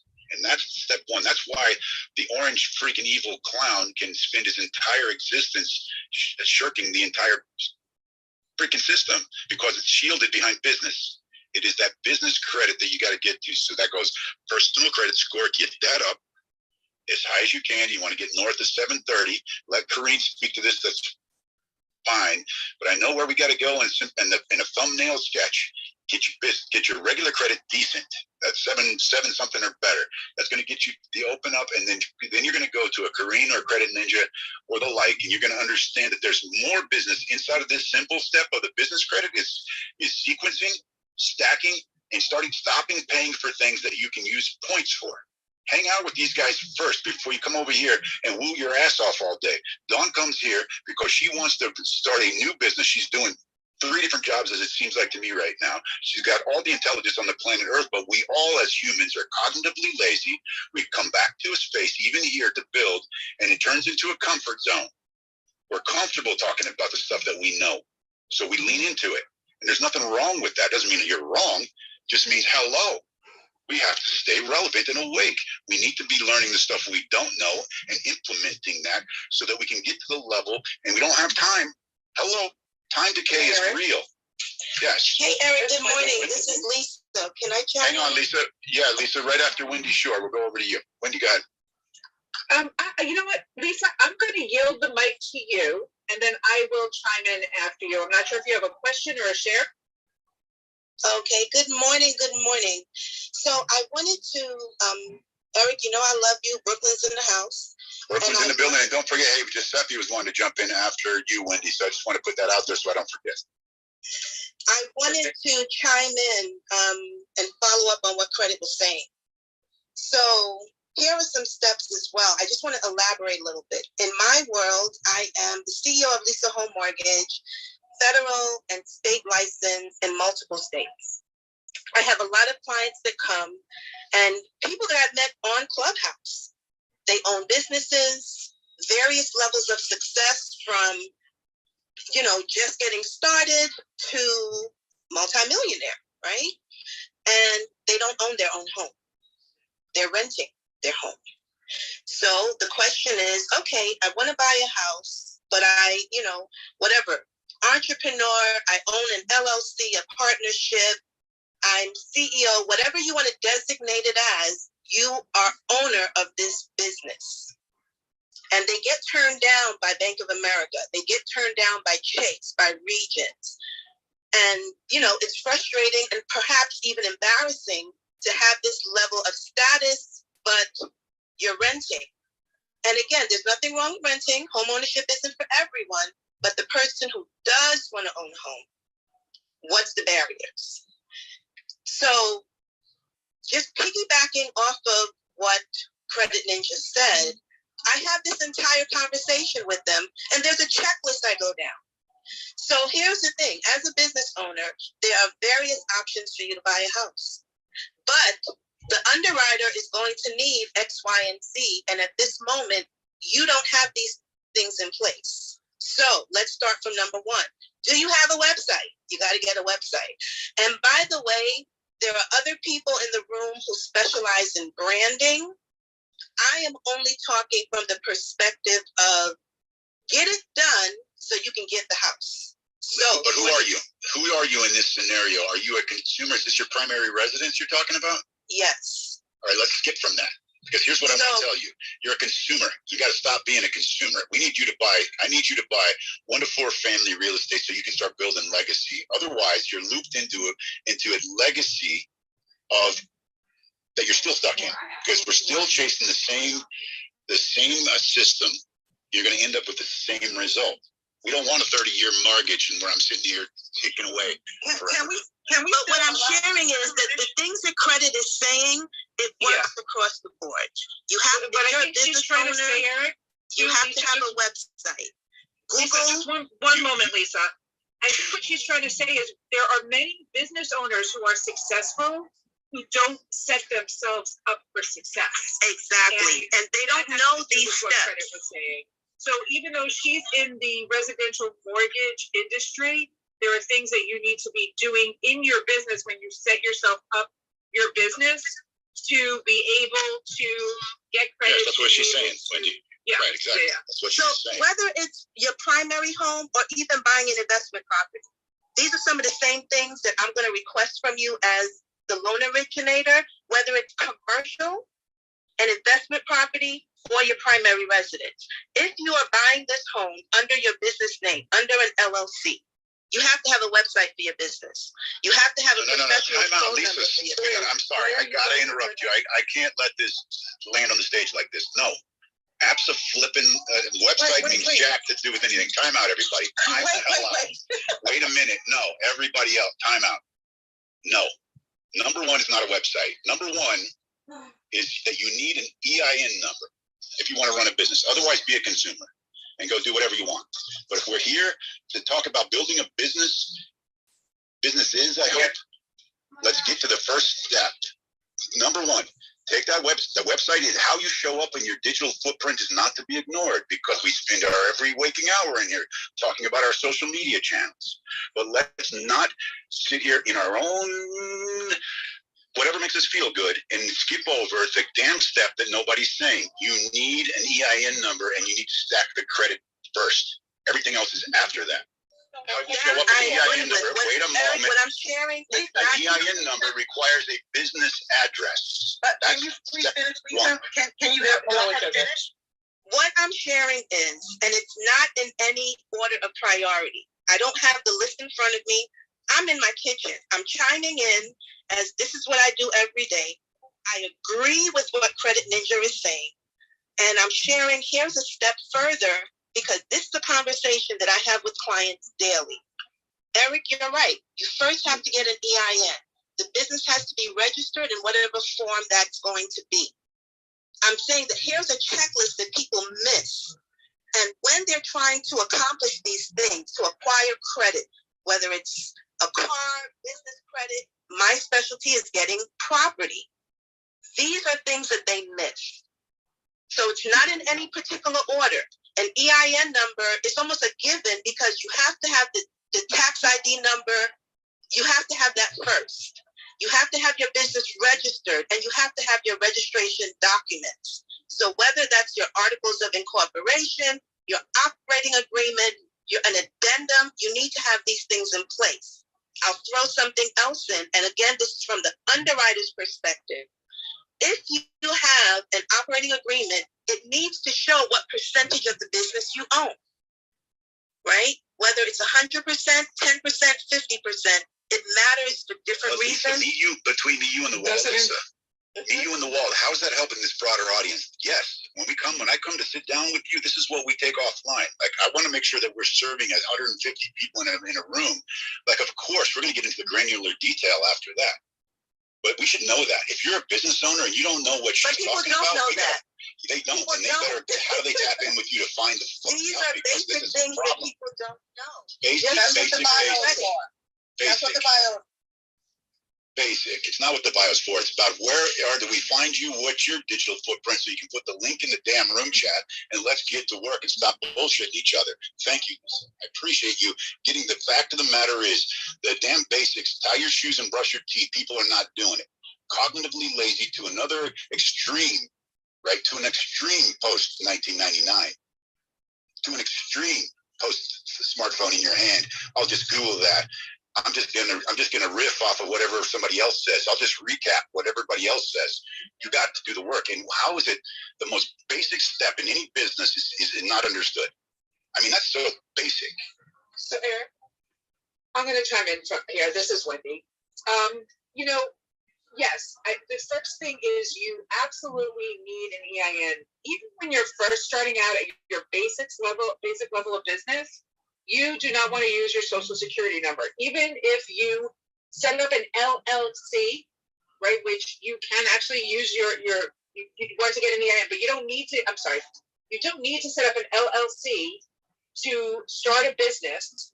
You can file a Schedule C with your tax return, but you do not want to use your social security number. I recently was consulting with somebody who literally was like, I'm just going to fill out the W-9, my social security number. I said, it will take you 3 minutes online for free to get an EIN number. So even when you're just starting out, people get an EIN number and open up a bank account with that EIN number. That is your basic start your business. And you do want to build your credit, but you also want to have a business plan. So many people start a business, they don't know if it's viable. They don't know if they're going to be able to make money, if they're going to be able to pay their bills. Can they actually leave their 9 to 5, or is it a side hustle for now? Can it grow into something? But you can't start moving until you know which direction you're moving in. Or else you're going to waste a lot of time, energy, moving in the wrong direction, right? So I know people say the first step is to get going. The first step is to make sure you know which direction you're going to get going. I'll back you more. I'll even build on there. Before you know which direction, you need to understand what the entity is. And to somebody's point, Maria in the chat telling me to stop arguing with everybody and give the steps. The fact of the matter is that the ideation's got to start first. And this is where we're at. The ideation. So Wendy, just because you and I have had conversations, I know you're going to think like a restaurateur. You're going to have a posture from that. And that's got some different energy to it, right? Because there's a lot more prep and you got to project. You got some perishables to think about. You've got inventory. You've got a people stack, a tech stack, and everybody in your industry is stupid. The same way in the real estate industry, everybody thinks they're real estate agents. They're not. They don't know jack shit about marketing, but they're going to run around and throw $500 at anybody that'll take it to take care of their social media because that's what they do.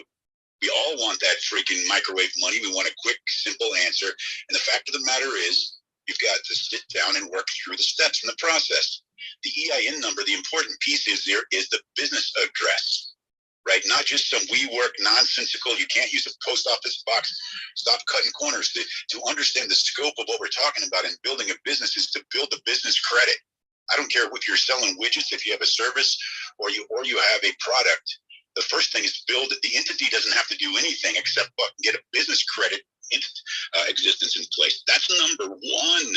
And it takes some time to make sure you get the health of your credit, et cetera, get stacked right. Where is Kareen in all of this? Kareen, tell these people how they have to think first before they go out and start willy-nilly wandering around, spending money and half-fast stacking things together. There's a plan. You don't need to guess.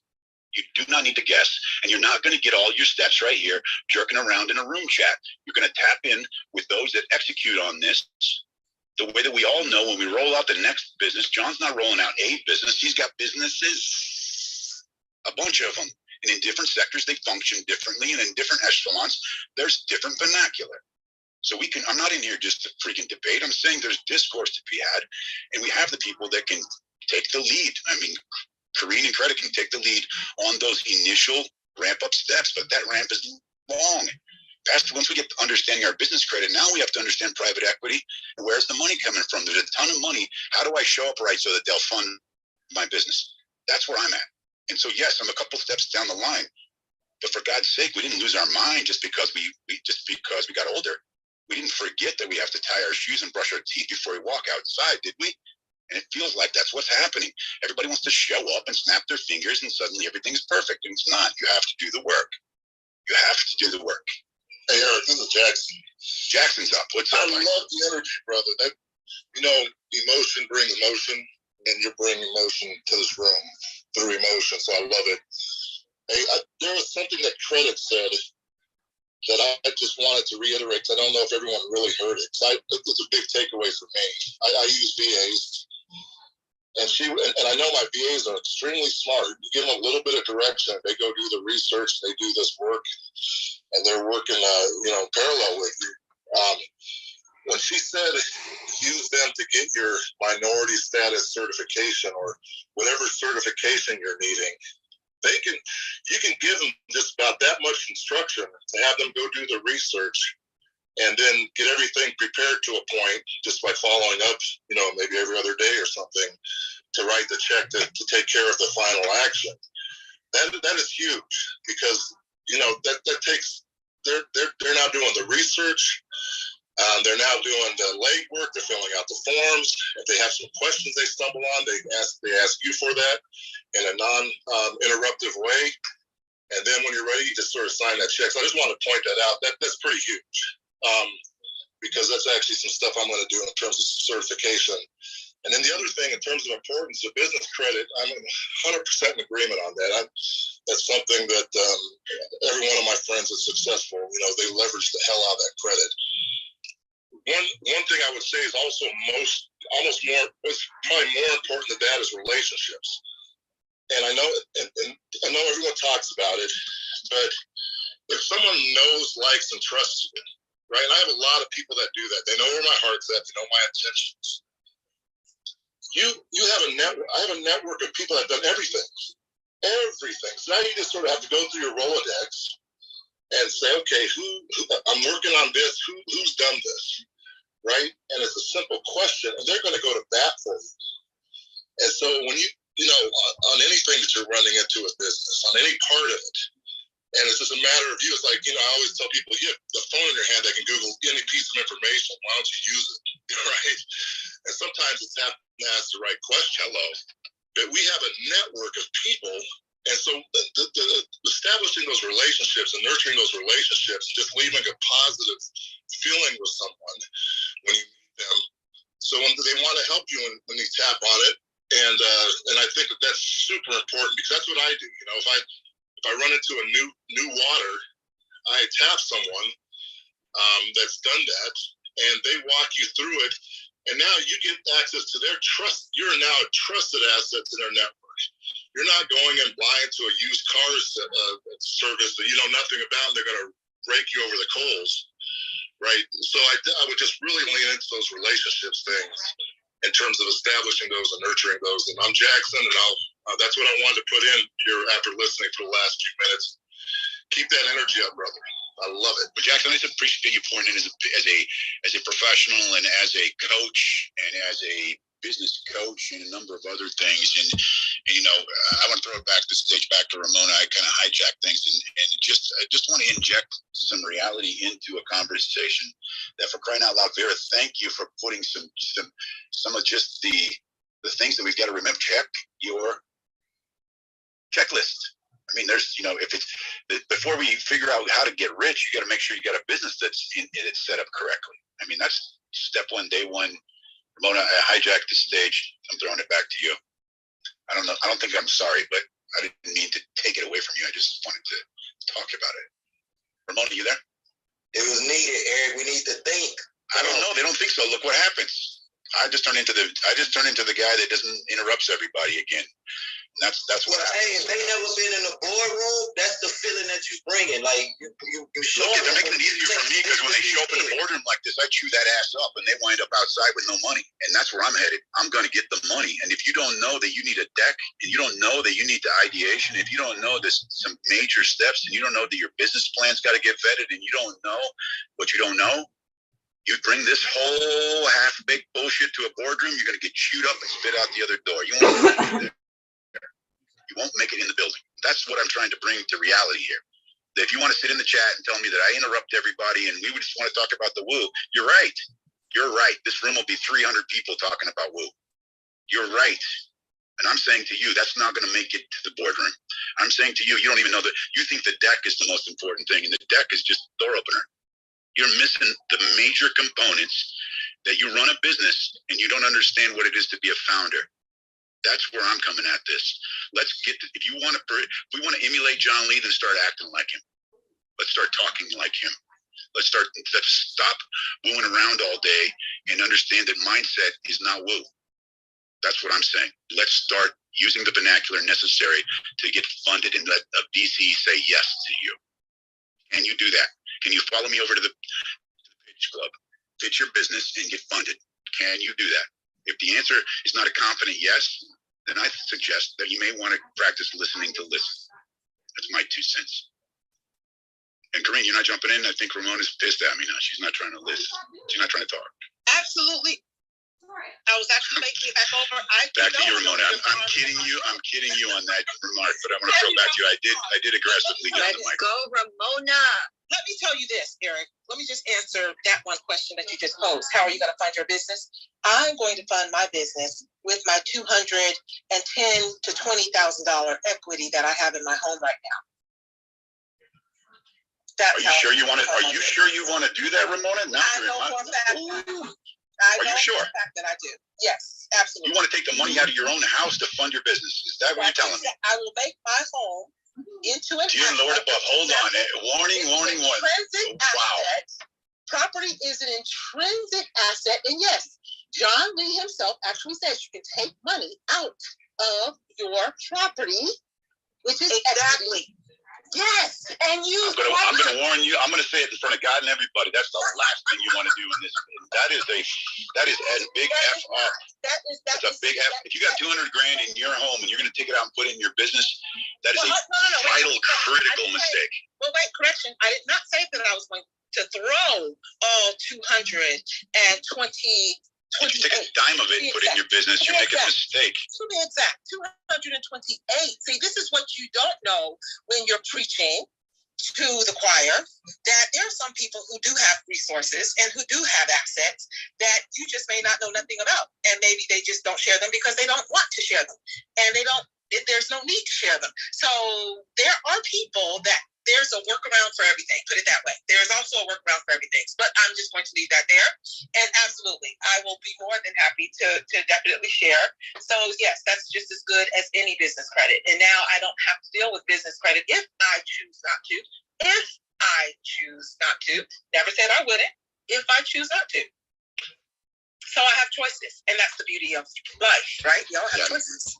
You got a choice to put you can stick that. I mean, why in the planet Earth would you take the money out of your own asset and put it back into business when you can use other people's money? That doesn't make any business sense at all. Not even step one. Let me tell you where it does, where you're not thinking. That your home is a part of an asset to your business because you can write off a portion of your mortgage as well for your business. Especially if you're working from home. So absolutely, there's a lot of different ways that you can actually work around and still benefit on the back end. So everybody's going to pay on the front end or the back end as well. Doesn't really matter what avenues or paths you use or take. Ramona, I just have to tell you, I'm just going to put my name out there. No, I just have to disagree. 1,000%. That is a huge mistake to take your personal asset and pour it back into a business. Okay, I got to chime in. Just come on, Corinne, please, somebody. I have a thought after Corinne as well. Oh, who is that? This is Curtis. Hi, Curtis. Thank you so much for allowing me to go. I have to, and I guess it depends because, Ramona, in the financial world, we have to ask specific questions. And I think it was Vera that was talking about a checklist. So this is not just like a direct advice because I don't know the big picture of your financial picture. And I know Credit Ninja would agree that there's specific things and data points that we have to collect before we make some recommendations. But right out of the gate, just knowing what you said from the surface, and I always want to preface what I'm about to say so I'm not, cover everybody's butt, not financial advice for doing it out of her own authority, etc. And financial advice for Corinne. Yes, cover her. Thank you. Tushy. Thank you. I'm just gonna say next time before I speak, Eric, can you do a full disclosure for me? It's kind of like a resetting the room. Exactly. No, but we should have done a serious Corinne. We should seriously say this out loud because obviously we're not giving financial advice to the fact that we're aware that there are laws around consumer protection, and that's a licensed situation because then Corinne, myself, or anybody that was speaking on anybody's specificity would know a whole bunch of detail that's private, and we are not in a private situation. So Yes. Not financial advice. This is just common damn sense from your authority, lived experience, and success. From just the surface, I have to agree with Eric because of the fact that our home should be separated from our business transactions. There are a lot of alternatives, and Ramona did say that it's not that I'm not going to use the alternatives, but she also said that she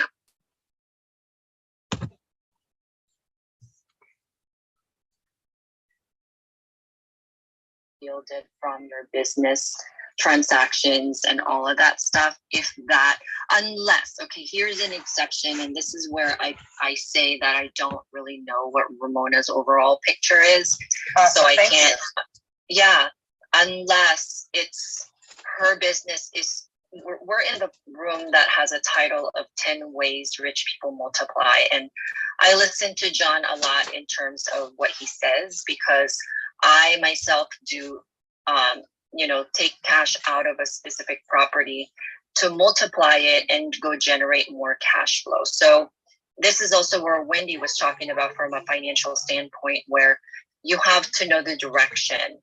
And what she's talking about is the cash flow. What does the projections look like? Because when you're starting a business, and this is where the exception, I would say, from my opinion, is that if Ramona was using the resource to actually buy another real property to generate more cash flow, if that is the business venture she's going into, and I know that's what John does, is to multiply the portfolio of your real estate, a lot of us started there. I personally started using my own primary home equity to buy all of my Airbnbs, and then it just snowballs into multiplying it. And then now we shield, you just have to have a game plan that it's not going to go into a financial ruin and then you're going to end up homeless. That's where also Eric is coming from, is you never want to use your primary home as a collateral. We do not have to guess. This is a proven process. It's not guesswork. Yes. So, but if it can generate cash flow, for example, if I'm going to go buy a duplex with my primary home and the resources that I have is only that, like if I'm putting 20% down payment, and then it's going to generate me, 4x of the new mortgage that's up and coming. Yes, I will go ahead. You ape your way into the first one, sure, but after that first one, you ape your way into it. Then what do you do, Karine? And that's what everybody's asking, because STR, baby, let's go. Yeah, you just snowball it, and then you go from there. Then you also, like you said, Eric, EIN, LLC, and I understand you don't have to have an LLC. That's true. In fact, a lot of if you're doing it right. Only if you're doing it right, because you want to protect all the bigger picture. Come on now, Karine, tell them. In fact, a lot of CPAs I know, it depends on who you talk to, will tell you, you don't need an LLC unless you can generate 50K. And some CPAs would say unless your business generates 100K. I personally start my LLC even if I am at zero, because I want to have several tracks to run on. I don't want to just have my personal sole proprietorship to run on. And Eric was alluding to the fact that we play the game of credit card sequencing to be able to travel for free for our family. And I teach my students that. And in order for you to really multiply your potential to earn credit card points, so you don't have to pay for airlines and hotels when you take your family, and those points, by the way, can come from a business transaction. And then you can use those points for your family vacation personally. You don't have to use the points. There's not a lot of rules when it comes to credit card points. You don't have to use it for business travel. You can earn it through your business expenses, but you can use it for personal travel. So there's a lot of hacks that come into play. That's why I like to have several tracks, because then I can build several sequencing, because I have other game plans behind the scene.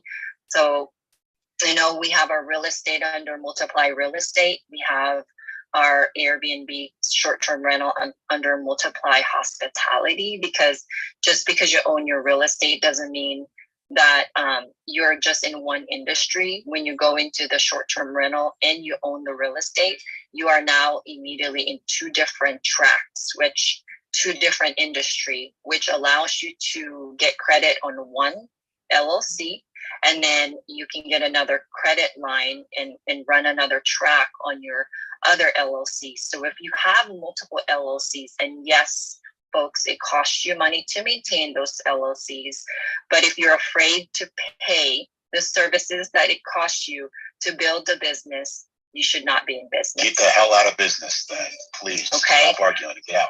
I have so many students that's been running on personal accounts. They run their business transactions on personal accounts. Big no, commingling funds is not good for your business. It's not a good practice for your business. That's why it needs to run on different tracks, different industries. So, you can do a DBA under an LLC until a certain point, but like I have a new student who's an EXP real estate, huge income producing in EXP, huge organization, okay? And they have a LLC, and then they have another business under their a DBA under their LLC. And when I looked at all their data points, it was pretty scary that they're running it in one track, because both businesses do really, really well every year. And now they're getting into the credit card sequencing. They spend 16 grand in marketing every month, and there is a credit card for a marketing category. And there's not just one great credit card for everything. You have to know, what are you going to spend this money for? They travel all across the globe with their organization. They even pay for their new agents that they think that's going to produce so much. They will sponsor their 5K per person for a EXP conference. And you can put a lot of those expenses on the track and travel. These guys are going to be traveling for free because they spend so much money in their business. And now they have two tracks to run on now, because I said, you got to get that DBA out of your LLC, because number one, it's not the same industry. It's a totally different industry. It's not real estate. It has nothing to do with real estate. So, there's so many, there's so many things that, like Vera said, a lot of people don't know. And definitely, unless you're going to multiply your cash flow and you're for certain that you're going to generate more cash flow for your family by taking your home equity out of your primary home, I would advise against it. So that's what I have to say. Thank you. Yeah, but that is what you said. You did as well. Full Kareem, circle, right? back to where we landed is That's basics. actually how you started as well, Kareem, right? Yes, to multiply a specific game plan, it's property. So if you say I'm going to take 200,000 out to put a down payment on a fourplex or something, and that fourplex is going to generate, say, a cash flow of 1,000 a month or 2,000, depending on your fourplex mortgage and what the mortgage is going to be like, especially now that the interest rate is high, then you have to do the math. You always have to come home to the math, guys. You can't just do it with a blindfold. I definitely agree. That wasn't exactly what I was saying, that I would take all of the 228,000 in equity out at one time anyway, and it would definitely depend. But I did, if you guys were in the room earlier, I did mention to John that was one of my actual lines of business. Well, that's one of the areas of business that I wanted to definitely go into, was property. So that's what I plan to definitely use it for. So Ramona, let me just say one thing real quick here. I wanted to say something real quick after Kareem real quick, because I did want to speak specifically to Ramona's defense here, because I do understand too what you're saying, Ramona, because it's very, very tempting to go and do a helo. I've done them in the past. I have only 2 properties. So I'm not a super gajillion mega millionaire, but I have 2 properties. I did do a HELOC on one to invest in and basically do the down payment for the second one. And I'll tell you, it's very tempting once you have that 100,000, 200,000 plus, check in your account to be like, maybe I can flip this really quickly and leverage it, right? It's very tempting. But I think what Ramona is saying is her plan's not to go ahead and divert those funds directly into a business. It may be to pinch a small portion off and then do some other majority things, maybe perhaps in real estate. And yeah, okay. So even then, I would say to you, Ramona, be very cautious, especially right now, because I'll give you a personal example. When we did our HELOC, which was nearly a year ago, and the real estate market was pretty hot, and the terms were fairly decent. It was around 3.5, I believe, was what we got locked in at. That percentage is hard to unlock, I would say, even for a HELOC. So if you get really bad terms, like right now, it's something around 6%. It's ridiculous right now. I would never do it right now. Absolutely, I agree. Yeah, so that's the one thing I would say. I would kind of press the brakes on that. It sounds like you're not intending on doing that. The other part of that too is I do agree with what Karina's saying and also what Eric's saying, is that if you are choosing to kind of take cash out and do it in that way, I would do almost a like for like, right? So if you are doing real estate, like what Karina said, where it's not unusual to go and say, I'm going to now divert those funds or put those funds into a real estate project. Because if you're looking at it as, I'm getting this generic cash that has no particular plan or strategy, and then you're looking to basically have a return on that investment, real estate is always going to be a really good bet. I won't say it's the most sure, but I would say it's up there. It's the top. Curtis, one, right? Let me ask you a question. Absolutely, I agree. I definitely Curtis, agree. let me ask you a question. Yeah, go ahead. Let me ask you a question, Chris. How many property transactions have you done in your life? I would say 3, and that would be my first 3. home. Yeah, so I'm not. So your personal experiences, right? He said that. Okay. All right. So hang on a second. So hang on a second. Ramona, how many real estate transactions in your lifetime? 4 total. Okay, so altogether you guys have done 7, right? Yes. And we're arguing with people that have done thousands. And here's what I'm trying to say to you, Ramona. Let's arguing. Can I please finish my sentence without you ad-libbing? Okay, but don't say that I'm arguing if I'm not. I'm not arguing. I'm asking questions and I'm included in the conversation. That's not arguing. May I finish my comment without you ad-libbing? Is that possible? Please. Hey. Premise of stepping off was that you're going to take money out of your home in order to finance your business.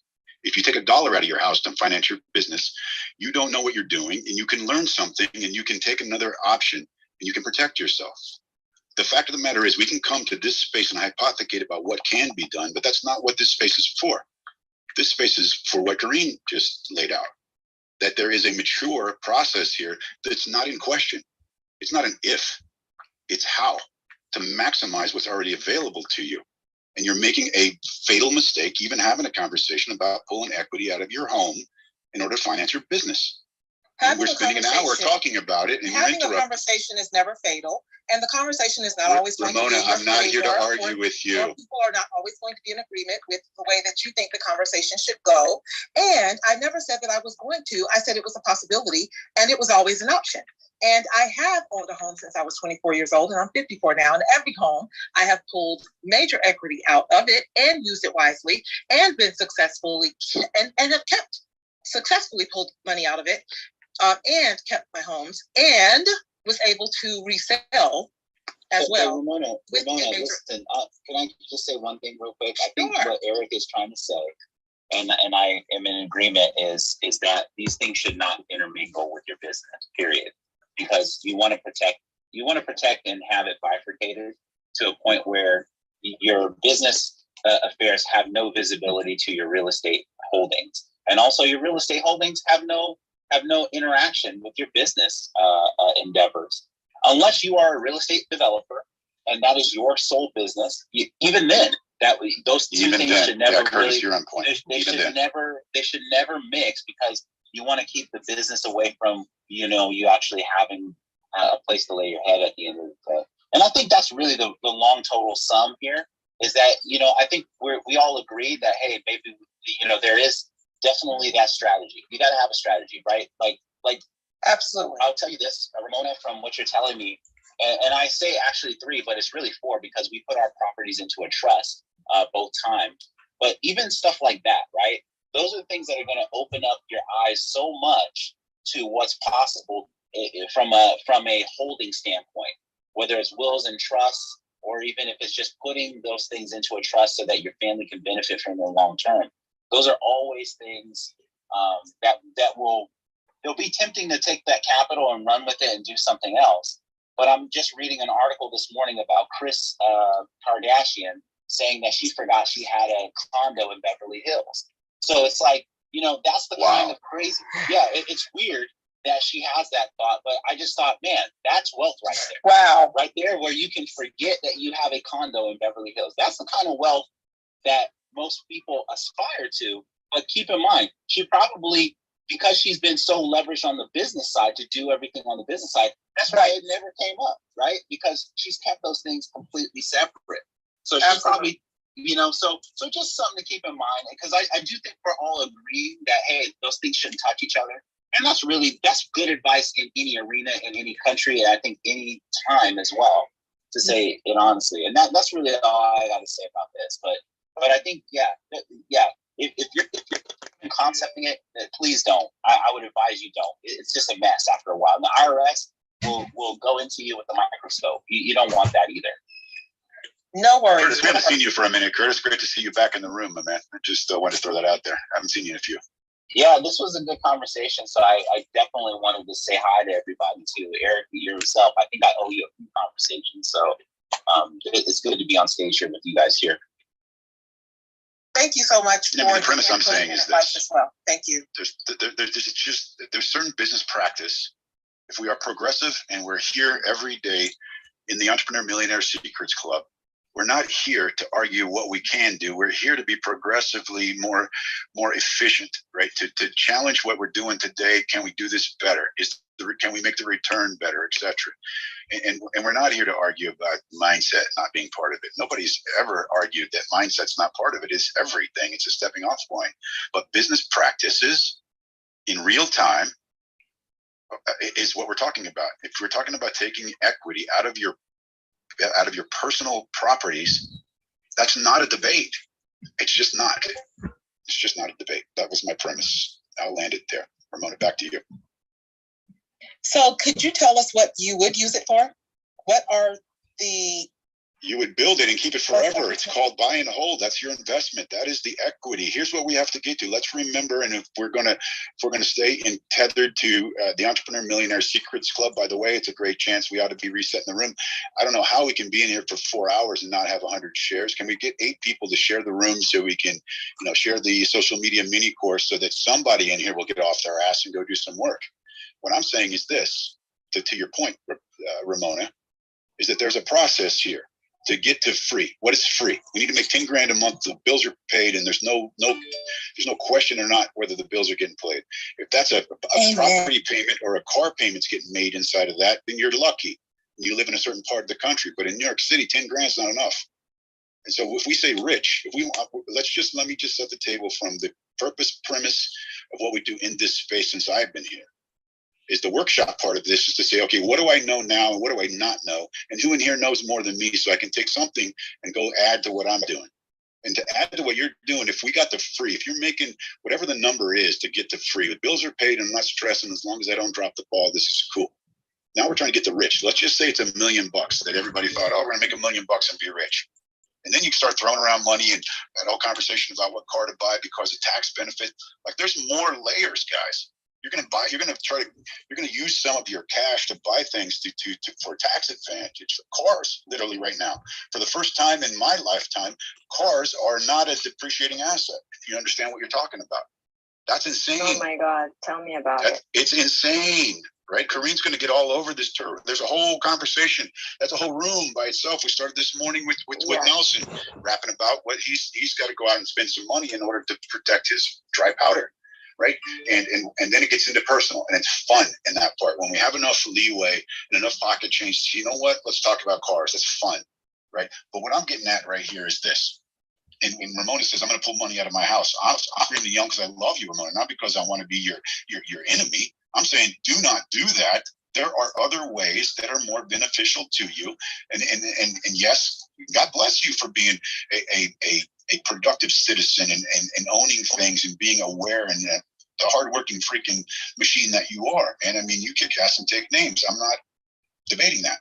I'm just saying, in the lane that I know, I can't stand here and be quiet while you're telling 150 people you're going to take the money out of your house. I don't care if it's $1 or 50 cents. You don't want to do that. And there's a whole process when you tap in with those that do know that you're going to work through, because there's detail about your personal situation that you have to understand is going to layer into this. That's why Kareen's not going to get on this stage and give financial advice. She's going to say it depends. And I hate that word, it depends. I want the answer, right? So I'm going to get with Kareen, like she articulated somebody that's the same and has the same section of business like I do, where it's all this real estate brokerage. There's all these moving parts. And I want Kareen to figure that shit out because it makes me crazy. Well, Literally. You know what, Eric? Crazy. I would not take 200,000 out of. I don't care if you take $1. We're arguing about. Look, I only own 140 or 140 plus on it anyway. So you're muddying the point. You're muddying the point by putting that on it. Don't add the bullshit. No, you're not. You're adding bullshit to it. How much you owe doesn't matter. How much it is doesn't matter. The fact is the premise. The principle of taking money out of your private asset and putting it in business is wrong. Don't do it. That's all I'm saying. It's not the detail. It's not wrong. It's not wrong. It's just very. Thank you. Please clarify. It's not wrong. It's just stupid. It's very Eric. This is Michael. Can I just add something? I was going to say that it was just an alternative that she was using it as an example that there are other ways besides the equity of the house. Of course, there's other ways you can get hit by a bus too. If you cross the street in the wrong spot, you're going to get run over. No, but it's not. It's not like there's other ways besides what you're talking about. There has to be. That's why there's disruptive business strategies all the time. Right. And I don't even know, but who is that talking? This is Michael. Michael, thank you so much, Michael, you didn't even hear me say anything about how I'm going to finance the business. All you heard me say was, "Don't take the money out of your house." I'm looking forward to hearing you say. But we can't, because we're going to argue about the semantics. Shafat, jump in. I saw you flash. I think it's an interesting conversation. This is what I appreciate about people is when you open up a discussion, you receive perspectives. Sometimes you're corrected. And Eric, what you're talking is phenomenally beautiful, because you're talking about basics, just the basics, just the very basic. And the very basic principle is you have a personal asset. And assets are not just created overnight. You have to sacrifice so much, your lifestyle, your wishes, your emotions, many other priorities in life. You save. And that saving is parked into building the asset. Then you manage that asset. You try to monetize it, and then you somehow, get an ROI out of it. So building an asset is not an easy job. Business is not 100%, but a 500% risk. And an asset which is giving you good ROI is giving you capital appreciation, particularly real estate assets. Or is it in a place where, it's going to get more urbanized, et cetera?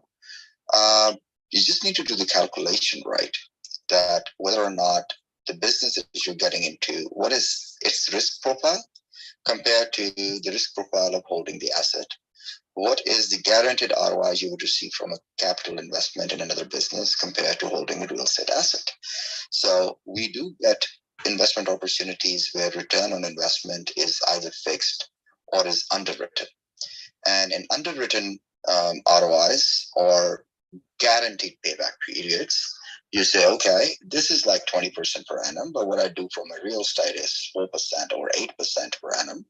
The capital appreciation over here is this, and so on and so forth. So you say, okay, I can sell this, invest a part there, and do this. But if you're getting into a services business, a production business, a manufacturing business, or essentially if you're selling out an asset just to fund operational capital for your business, I think that is surely foolishness. So there are different investment strategies.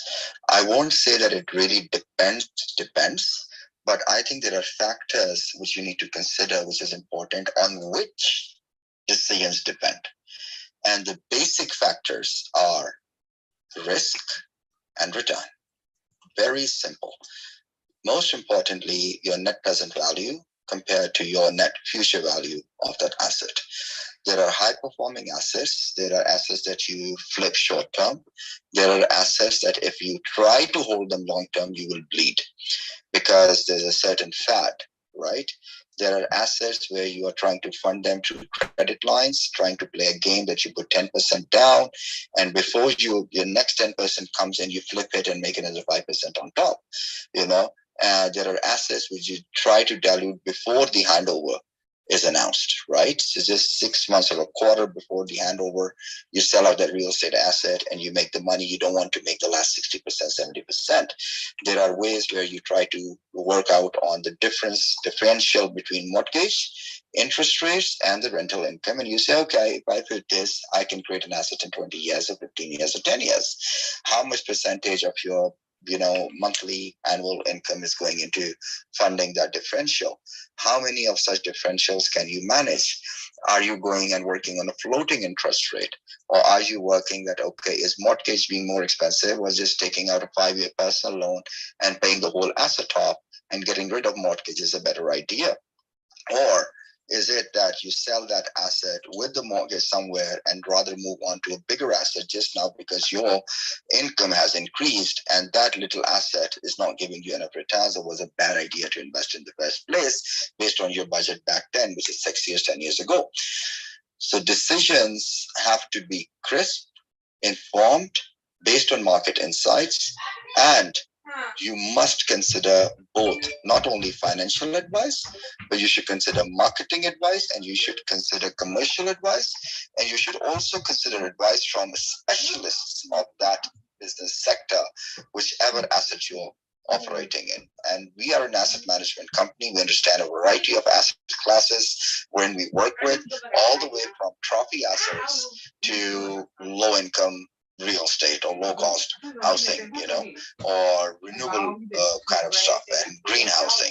So, or, mixed zones and even planning zones. So the idea is that I always recommend investment in self-learning is something else. Why? Let's say you make $5,000 and you put $2,000 or $3,000 into a learning experience. What you are creating is a personal asset. The learnings you're going to receive from that course, from the university, from that skill set, no one can ever take it away from you. And it is a high performing asset because you can later on, teach those services, apply those services, and that's going to be monumental. It's the skills that you have acquired by investing in your own self. And you can make a lot of money. So that's a high performing asset. And I personally believe that people who invest in themselves are creating an asset of knowledge, skill set, and exposure and application. And the second asset in which you do invest, which I believe is great, is obviously those which gives you a regular passive income stream plus capital appreciation. And in acquiring those assets, there is one fundamental thing that you need to look at: the cost of acquiring. If you acquire a real estate, particularly, or any fixed asset, at a cheaper cost compared to market price, your win starts right there. You've got an advantage, spot on. So if I get an asset which usually gives me on a market 7% ROI, but if I get it like 20%, 30% cheaper, my ROI on day one boosts to 10% or 12%, right? So it's really the acquisition of asset. How do you acquire it? The structuring that Curtis was talking about, family office, et cetera. And there was another comment, I'm going to land my plane here, is that, there's this guy who's very rich and they don't even know that they have a home there. They have a home there. Sorry to say, but that's a fucking PR stunt. Pardon my French. It's just a PR stunt. It's just to say, oh my God, I don't even know I have a cartel lying in my, dressing. I didn't even know that. Oh, when did I buy this bag? It's just the same thing. Blow it up into a real estate. Oh, I didn't even know I had a resort or a farmhouse over there. It's just a PR stunt. Every top guy, every single celebrity, And I had a very good meeting, by the way, today on a Sunday. Got access to a huge brand that we are bringing to Dubai. Huge, humongous brand from the United States. And we have just put up and articulated a complete deal. It took us 2 hours. And if I take the names, we're going to have Nelly, Snoop Dogg, and Nicki Minaj coming over. So I don't want to share more about it, but just throwing 3 names just to begin with.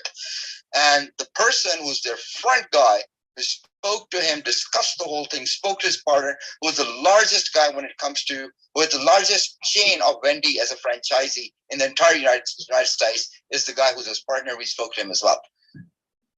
The thing is, these people, everybody has an investment arm in front of them. And majority of the time, it's not one investment firm, it's not one AMC like ours. We have clients where we have sheikhs and many other high net worth individuals, successful businessmen. We are not the only asset management firm. There is an entourage of asset management firms who manage certain assets in their asset classes, in their regions where we specialize. And our reports are given to the top asset management firm or investment firm, who then put and finally gives just a 5-pager short report to the top man of that family office. This is how it works. So there is no way that an asset can be slipped out or somebody doesn't know about it. Well, sometimes you forget, but majority of times it appears done. Just wanted to make that clear. Back to you, Eric and Ramona. But guys, great discussion. Good to learn. Good to learn from our mistakes. Good to share something which benefited us. And then if somebody can come back and say, oh, you did it good, but by the way, there's a better way to it. And you're like, we have a challenge here, Shafat. I need, before you run away, we've got a challenge here, and it's happening in real time. What you just shared is not philosophical. What you just shared is called business real time. Real time is fundamentally what's happening today. And until you come in and start talking from a private equity position, everybody wants to argue with me when I'm saying, no, you can't do it. Like, don't do that, don't do that, don't do that. It's fascinating to me. Why is it, do you think, that you're able to command a group of people that'll just shut the F up and listen to you and then go off, but they don't implement? Like, I'm trying to figure out how it is that we can get business owners to recognize the processes that you understand have to happen between an idea and a pitch deck and actually getting funded by a VC, because I don't think the average everyday business person thinks like a founder at Surefire. And my contention today is, even right away, and this is what I'm, Ramona, this is why I wanted to bring this to today, that I finally just opened my mouth and said it out loud. Surefire didn't even finish speaking, and you called it philosophical aspect. It is not philosophical.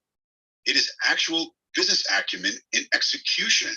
Shafat, can you help me? Like, I'm not clear on how to help us delineate the difference between an idea and actually how business is done. I think what Ramona is saying is coming from a positive note. Ramona, I would rather like you to elaborate on philosophical, because I don't want to judge no one. So bring it up.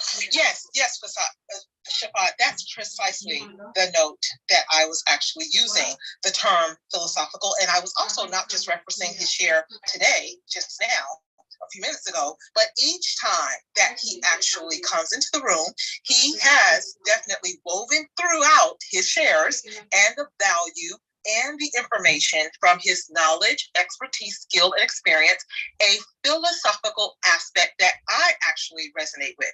So I was speaking on my behalf and what I actually get from his share as well. And not just the share today, but several. So thank you so much. Which is what, though? What is it you're getting? Like, I don't understand what you mean. I'm really trying to understand, because if you call what he just said philosophical, everything we do is based in a philosophy, right? We step off from whatever corner, there's only like 7 philosophical stepping off points, but I'm trying to understand on a serious note, like, what do you mean by that? We do. What does that mean? You just answered the question. You said everything we do steps off from a philosophical standpoint. So my point exactly. And every time that he comes into the room and shares, what resonates most with me from his shares is just that. It's the point that he's actually stepping off from, in many cases, not just his share today. So what is that? Can you just tell me what that is? I'm not getting it. I don't know why I'm lost. Let's not overanalyze, for one. 2, let's go ahead and make sure that we include everyone in the conversation, which is exactly what your point was earlier, right? for 3, and to make sure that those people who are just getting in the room get caught up and make sure that they understand exactly where the conversation is actually. But that's not what we do in here. We're not here to make sure somebody just rolled in the room gets a whole recap on the last 5 hours. What I'm asking you is, what is philosophical about what he just articulated? That's idea. That's execution. That's not. There's no philosophy in there.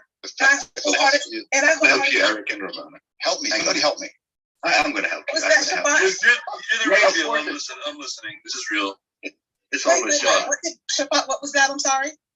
It's Jeff. I'm saying let me help both of you here. Okay, Eric and Ramona. Okay, this is Shabbat. Let's do that. The truth of the matter is, whether we like it or not, we have certain belief sets which are poured into us the moment we were born. And there are certain beliefs which we acquire through our own personal experiences. And they never set to amaze us. We keep acquiring them. The result of those beliefs is that once we analyze them, we create a philosophy and a theology around it. So we try to add it up, we analyze it, our minds work. We say, okay, this plus this, multiply by this, divided by this, minus this is equal to under root that, exponential this, wow, right? And people call it a business plan. Plan is nothing, but planning is everything. So the reason why a lot of people sometimes resonate with me is because I do not share or teach somebody to do a plan, but I do planning. And planning is action. Planning is execution.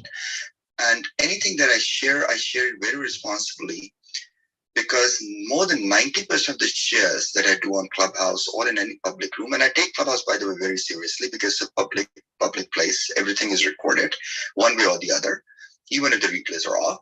So it's my public face as a chairman. And I not only represent my companies here, but I represent my family here. I represent my name here. I represent my identity, my nationality, and everything. So I'm extra cautious when I speak, which means none of you would have ever heard Shafat saying, this is something I read in a book. This is something I read over here. I never do that. I never relay someone's information to someone, because that's not the information I have practically validated. I'm a very practical person. Can you please say that again for the people in the back of the room, Shafat? Could you please repeat this point, because it's worthy of you standing up and yelling it if you were that guy, but you're not. Can you please just repeat that? Please, dear God. So all I'm saying is that, yes, I may sound sometimes crude, sometimes, using less jargon, as much as we know jargon, but somebody tells me, Shafat, do this and your Instagram profile will blow up. Okay, I'll tell my digital marketing people, do it. If it doesn't blow up, I would never tell anybody that, oh, I just learned this, that if you do this, this Instagram profile will blow up. Just to start with that. I'm going to do it. If it works, well and good. I'll tell you, hey guys, it worked for me. It might work for you too, but here's the thing about business, ladies and gentlemen. One size never fits all. Never. Why? A business is a business because you are only successful if you have a distinct, meaningful, value-driven, competitive edge. A USP. The moment you add a USP or a point of differentiation in your business, and this is why it is called a business, you are different from your next door neighbor. And because you're different, the strategy which would work for your next door business sector peer is not the strategy that will work for you. Yes. Is it philosophical? Maybe. Is it practical? 100%. So if I have 3 service businesses, not every service business is marketed the same way because of different price points, different customer avatars, different offers, different product structure, different brand lines, different brand mix, different target markets, different people serving different people. So what we need to understand is that in rooms like these, where people like us, great people like Eric, Ramona, of course, John, Giuseppe, Yen, Don, Credit Ninja, Jackie, Kante, all these people, Doug.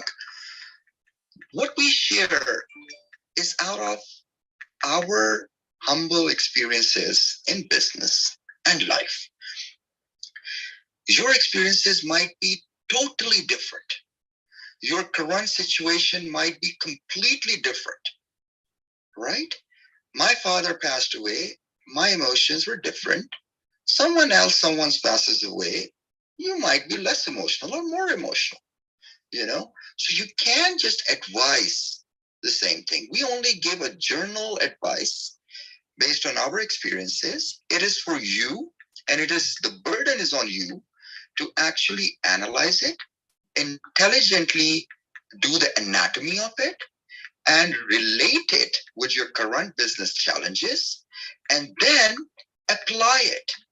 But before application, I always recommend take more advice, discuss it. And you know what? I'm going to land my plane right here because my fuel is short today and the runway is right in front of me. Your best mentor is your customer. Just go to them, ask them, what if I do this? Would you love it? Will I be your household name? Will I be the someone that you prefer? If I put and place my product on the following shelf, will it make it convenient for you to pick it up? If I communicate X on my packaging, will you feel more, kind of buying a luxury product? Where do you find value in? It's just like that. I tell Ramona, hey, Ramona, with your beautiful, lovely smile, oh my God, I want to take you out for a day. And I take Ramona and Ramona agrees. And I take Ramona to, on my private jet from here to there, give her all the luxury 5-star hotels. We have a nice seafood. We party, we play music, blah, blah, blah. I give her some gifts. And then we end the night and we say, Ramona, lovely meeting you. And Ramona says, Shafat, I'm truly obliged. Thank you very much. And I ask Ramona, why are you sad? Ramona says, Shafat, all I needed was flowers. Where are flowers? So even if I've spent, and even if I'm trying to communicate that, oh, buy one, get one free, bundle offer, I'm going to give you this, I'm going to give you this, to your customers, and so much value, I'm bringing it to you, sign up now, it's just $10, it's just $100, it's just $1,000, your customer doesn't want that. Your customer wants flowers. You haven't given her flowers, you haven't given her anything. On top of it, with flowers, what works best? I think chocolates, So when you create a bundle, when you create a product offering, make sure it's relevant. It complements, it adds up, it creates an experience, it makes it unforgettable. And then you add your unique creativity, X/innovation, and you make and create that wow factor. Be it structuring an investment, even if you go and buy real estate, that's what the conversation was about. You buy real estate, the way I look at real estate, I look at plain darn desert in Dubai, piece of land. I just visualize what I'm going to do with it. That's how I look at real estate. That's how we buy land bank. When we went to St. Kitts, we asked the government, okay, we want to put up a hotel for a citizenship by investment program. We went down, they showed us many places, beautiful sites, but the visualization in my head didn't fit any of those. So I did a second trip and I went again, and then a local guide showed me a place just for a vacation. He said, why don't we go there and we do some barbecue? Like, sure. I went there, I'm like, oh my God, this is the place where I want to build my resort. Go to St. Kitts and Nevis, any one of you, take a flight from Miami and go to Park Hyatt. DM me if you want a discount. That's the hotel we developed, delivered, sold. Okay, go to Dominican Republic. We have done Kempinski there. Go live there, call me up, I'll give you a 15% off. Okay, it's how you look at it. It's what you can do with that asset. It's what are those elements you can add to make it perform better? So be it a SaaS product, be it an app, be it a copy paste, be it Orkut, looking at Orkut and creating a Facebook out of it, or looking at BlackBerry Messenger and creating WhatsApp out of it.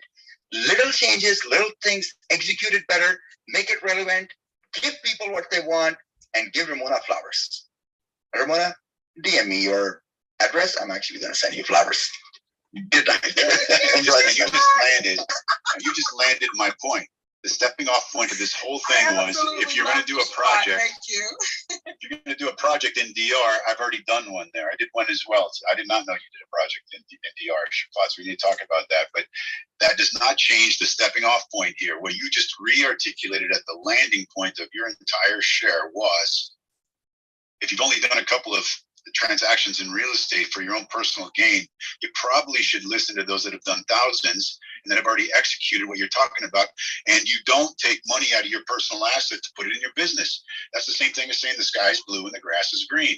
So it doesn't depend. There is universal practice that you're not going to do, Shafat, but you glossed it over real nice there. That was a beautiful way to say, hey, beautiful way to show how to do it, how to gloss over the simple fact that when you're wrong, and we're going to stand up and say no.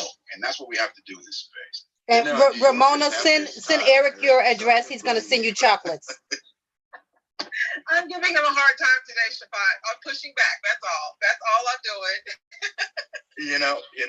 Arabs, people like us, we're a bit romantic. We take it slow. We take it nice. We have Monday. We have me. Kiss her before you tell her. We do that. I mean, imagine we're so romantic. Men kiss each other in public, right? Without having a law for LGBT in our countries, right? But the thing is, we give it. I mean, Eric, I love you because you give it straight. But I think sometimes we need to do the anatomy, and this is an art of advising, consulting. To do it nicely, They're listening to you because they take the whole anatomy and they come back around and they land back where they were. See that when you shoo the flies away from the pie, they come back and land again unless you let them understand. You need to execute what he just said. It's not just being romantic. But did you hear what he said, Eric? But Ramona, you're not taking it in, though. Sis, you're not taking it in. He gave you 12 steps between what you said and you're just back to. You're not taking it in. This is the problem, Shafat. It's not landing. I'm taking it all in. It has landed. You are very successful. You have shifted my thought process and thinking, and I was just throwing you in another alternative and throwing something else into the conversation to toy around with and just leading the conversation exactly where it went and creating awesome content while I did it. So I was doing exactly what Shafat just suggested. So that's all, Eric. You are awesome at what you do. I absolutely love you. So let's continue the conversation. Bloody hell, I'm the one giving you flowers and you think I love to say. See, that's what I'm trying to tell you. Tai Chi, baby boy, Tai Chi. Come on. You guys are too funny today. Oh my gosh. Well, I beg to differ. I personally don't like Eric. Hey. Oh my God. Damn it. All right, Keontae, let's go. Oh my goodness, Keontae. And Keontae comes in the rear and brings it up the rear and just tells us like it is, right? Go ahead, Keontae. What's up, everybody? I hope y'all are having a great Sunday. If you haven't already scrolled to the top, become a member of the club. Make sure you're following our guy, John Lee, Kermit, and all of the moderators. 10 ways rich people multiply their money. Well, for me, I've been listening to this conversation for a minute, and of recent, I've adopted a new business model that I learned when I was a child. I learned this when I say a child, I was 19. I learned this, and I never put it into play my whole career. But in support of what Eric was saying to you, I, Captain Young Money, have tapped into OPM, other people's money. That way, my cash is my cash. What's mine is mine. And I use other people's money. But I make sure that they earn a profit. For instance, with my app, Success Airlines, By the way, this is a call to action. Type in Success Airlines into your phone's app store and download it. This is an app we created here on Clubhouse. For instance, we launched this app with the use of seed money, right? Investors, I used other people's money. Since we launched 3, maybe 4.5 weeks ago, my seed round investors, their money has gone 15 times, right? And when other people invest in your business, number one, you cannot be afraid of them making money, because that's the whole point. The reason why people invest in you is so that they can make money. So make sure that you are doing what you say you're going to do when using other people's money. There's a lot more that I got to say that I could say on this topic, but I was actually in the middle of something. I tagged in and messed with Eric for a little bit. But the advice that I would give in this room is to invest in other people's businesses and hold on to your money and, use OPM, other people's money. Just make sure that they make their cut and that they're well paid and that they're well informed. This is Caliente Captain Young Money. I land my plane.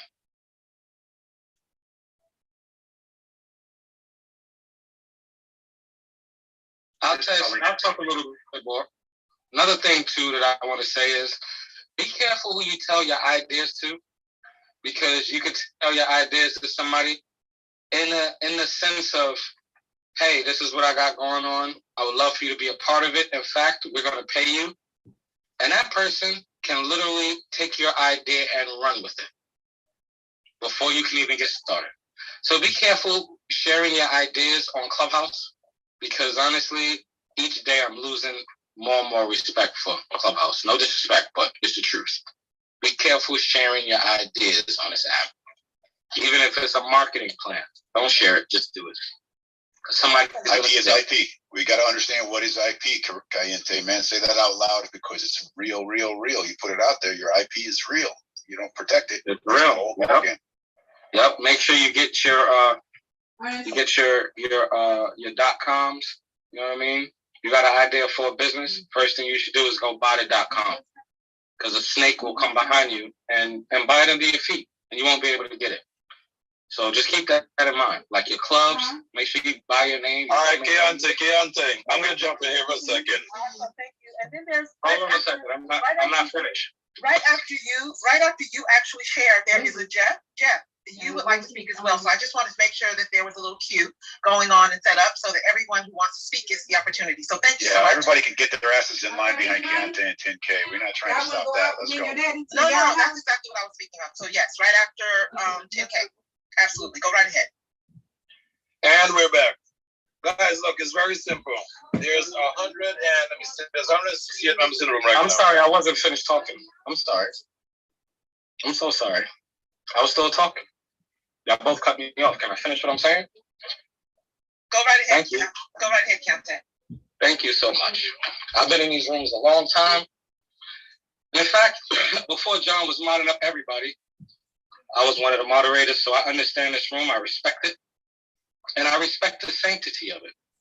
When I speak to give people advice so that you can't make the mistakes that I make, okay? All I'm saying to y'all is be careful who you share your ideas with, because people will take your ideas and run with it. All right? Thank you. I'll land my plane. All right, Eric, let me take the course now. 10K. So one of the things that I've learned being here in Clubhouse for 2 years is it's a beautiful environment for people to come, collaborate, grow, turn business, and actually make some money together.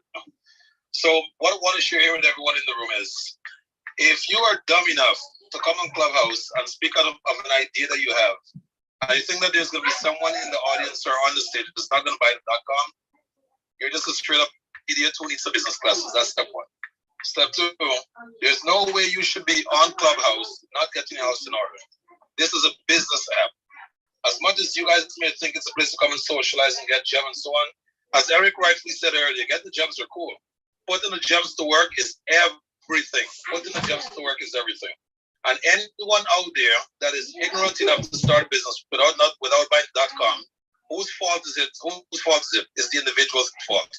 So I'm here to tell every intellectual individual on stage and in the audience now, if you are on Clubhouse and think anyone on Clubhouse owe you anything, you are mistaken, my friends. So be responsible. Go buy your shit. If you don't have the money to buy it, go collaborate with someone else. If someone else buy it, I recommend you go to them in a peaceful and humble manner and negotiate something that makes sense. But this thing we're trying to walk around trying to blame anyone else for shit that you should be responsible about, I will never sit on stage anymore and endorse that kind of behavior. Be responsible for your shit. That's it. Back to you, Eric.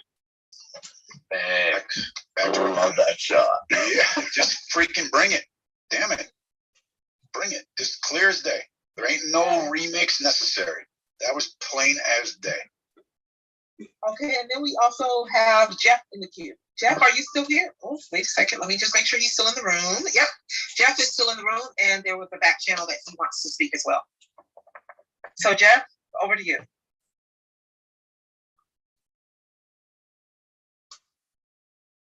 Jeff with the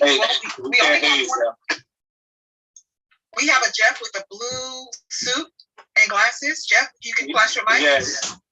His mic is a mic. It's not saying nothing. Okay. Pop out of the room and come back, brother. Just go out. Yeah, he must be having sound issues. Okay. Just wanted to let you know that, Eric. Go right ahead, Eric. Somebody on the stage. Let's go ahead and give it back to you, Ramona, to lead this thing, man. Just let us talk about reality, please. This is Colleen. Do I have the stage? Colleen, go for it, buddy. It's popcorn style, so go right ahead. Yeah. So, right, I wasn't sure you could hear me. So, about having the EIN number and not having your business address as your home address, are there limitations as far as like maybe using somebody else's home, or are you saying don't use any home at all? Who was it that actually shared that? I would say use it. I mean, every damn one of us ought to be able to answer that, but I'll answer it directly. There's no him-hawing around or ifs about this. Business address is not a residence. It's not your residence. That's for your business credit. The EIN number is for your business. This is not about the okie doke or if we can bullshit around. Yes, we can okie doke this 16 ways to Sunday, but clarity comes from the fact that there are some entities out there that will give you one step beyond a post office box. Post office box does not work. This is about the IRS. It's about credit. It's about your business credit. You need a business address that's not your primary residence. And if you don't have that office space for that real estate or something to that effect, then there are some services that will act in that capacity, but it's got to be a business address for your EIN. And that's detail that you got to get with a mentor and really work through from that general stepping off point. It's not an argument, it is fact.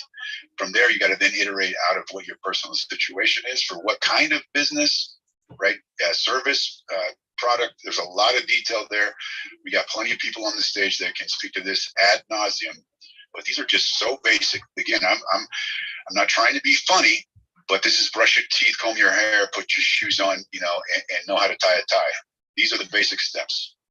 Yeah, I'm obviously a rookie, so I'm putting all the information. All respect, brother. That's where we're here. I'm not here to disparage anybody new. Come on, that's crazy, right? But I also, the reason I get over my skis is because people act like there's options to this, and there's not options. Do it right the first time. That's my premise. How you do one thing is how you do everything. So I can't understand how we, as a moderation stage, can get up here and parrot everything that John Lee says and then not do it in the workshop section. Right, that's what I'm saying. How we do one thing is how we do everything. Do it right the first time, and that's what this is about. Right there on the EIN number is a good place to hang on and say, you know what? It's my first go round on this, or it's the first time I'm realizing that I got to get it right. Let's take a deep breath, put our freaking headphones on, and take notes. Right, and make sure that the people you're listening to are giving you the real game, not how they feel about it. Because how you feel about it doesn't effing matter. It just doesn't. You got to make sure your feelings are in the right places at the right times. And that's at critical decision-making times. But the execution of the business is freaking black and white. Universal. So One thing that I would like to add as well, Eric, is that one thing we're going to do, whether we're workshopping the room or not, is we're going to serve. And we're going to serve each and every one of you that are here. So if you have a question, and it's not necessarily related to whatever the topic is. No, Ramona, no, I'm not. Don't volunteer me to stand here and serve. I'm not getting paid. I'm not here to serve. I am not here for that. No. We are still serving, regardless of whether we want to call it that or not. We're here serving. Nobody's getting paid for this, right? So we're serving. We got to get Eric paid. We're here to monetize, damn it. Keontae, are you here for freaking free? Brother, are you coming to Clubhouse just to jerk around and talk bullshit? I don't think so, man. Let's call it what it is, bro. Come on now. No. I mean, I ain't gonna front. When I first got on Clubhouse, I was having a ball. I mean, an absolute ball. I did this thing where I went on a tour. I did a deal in my neighborhood, and I made a lot of money really fast. So I closed one of my businesses, and I just went on a tour. And as I traveled America, I met various different people, met Bomani, and met a bunch of people, believe that. And I went on trips with people on Clubhouse. But as I started to look inside the app and see all of these people, I recognized an opportunity. The first bit of monies that I earned on Clubhouse, probably can't talk about, so we're going to skip past that. But I've consistently been able to earn a lot, make a lot of money on Clubhouse. And it'll probably within, I would say 2-3 months, it'll be in the millions that I've made on Clubhouse, right? And I'm explaining to you how. I'm consistent. I'm always pushing myself a step further.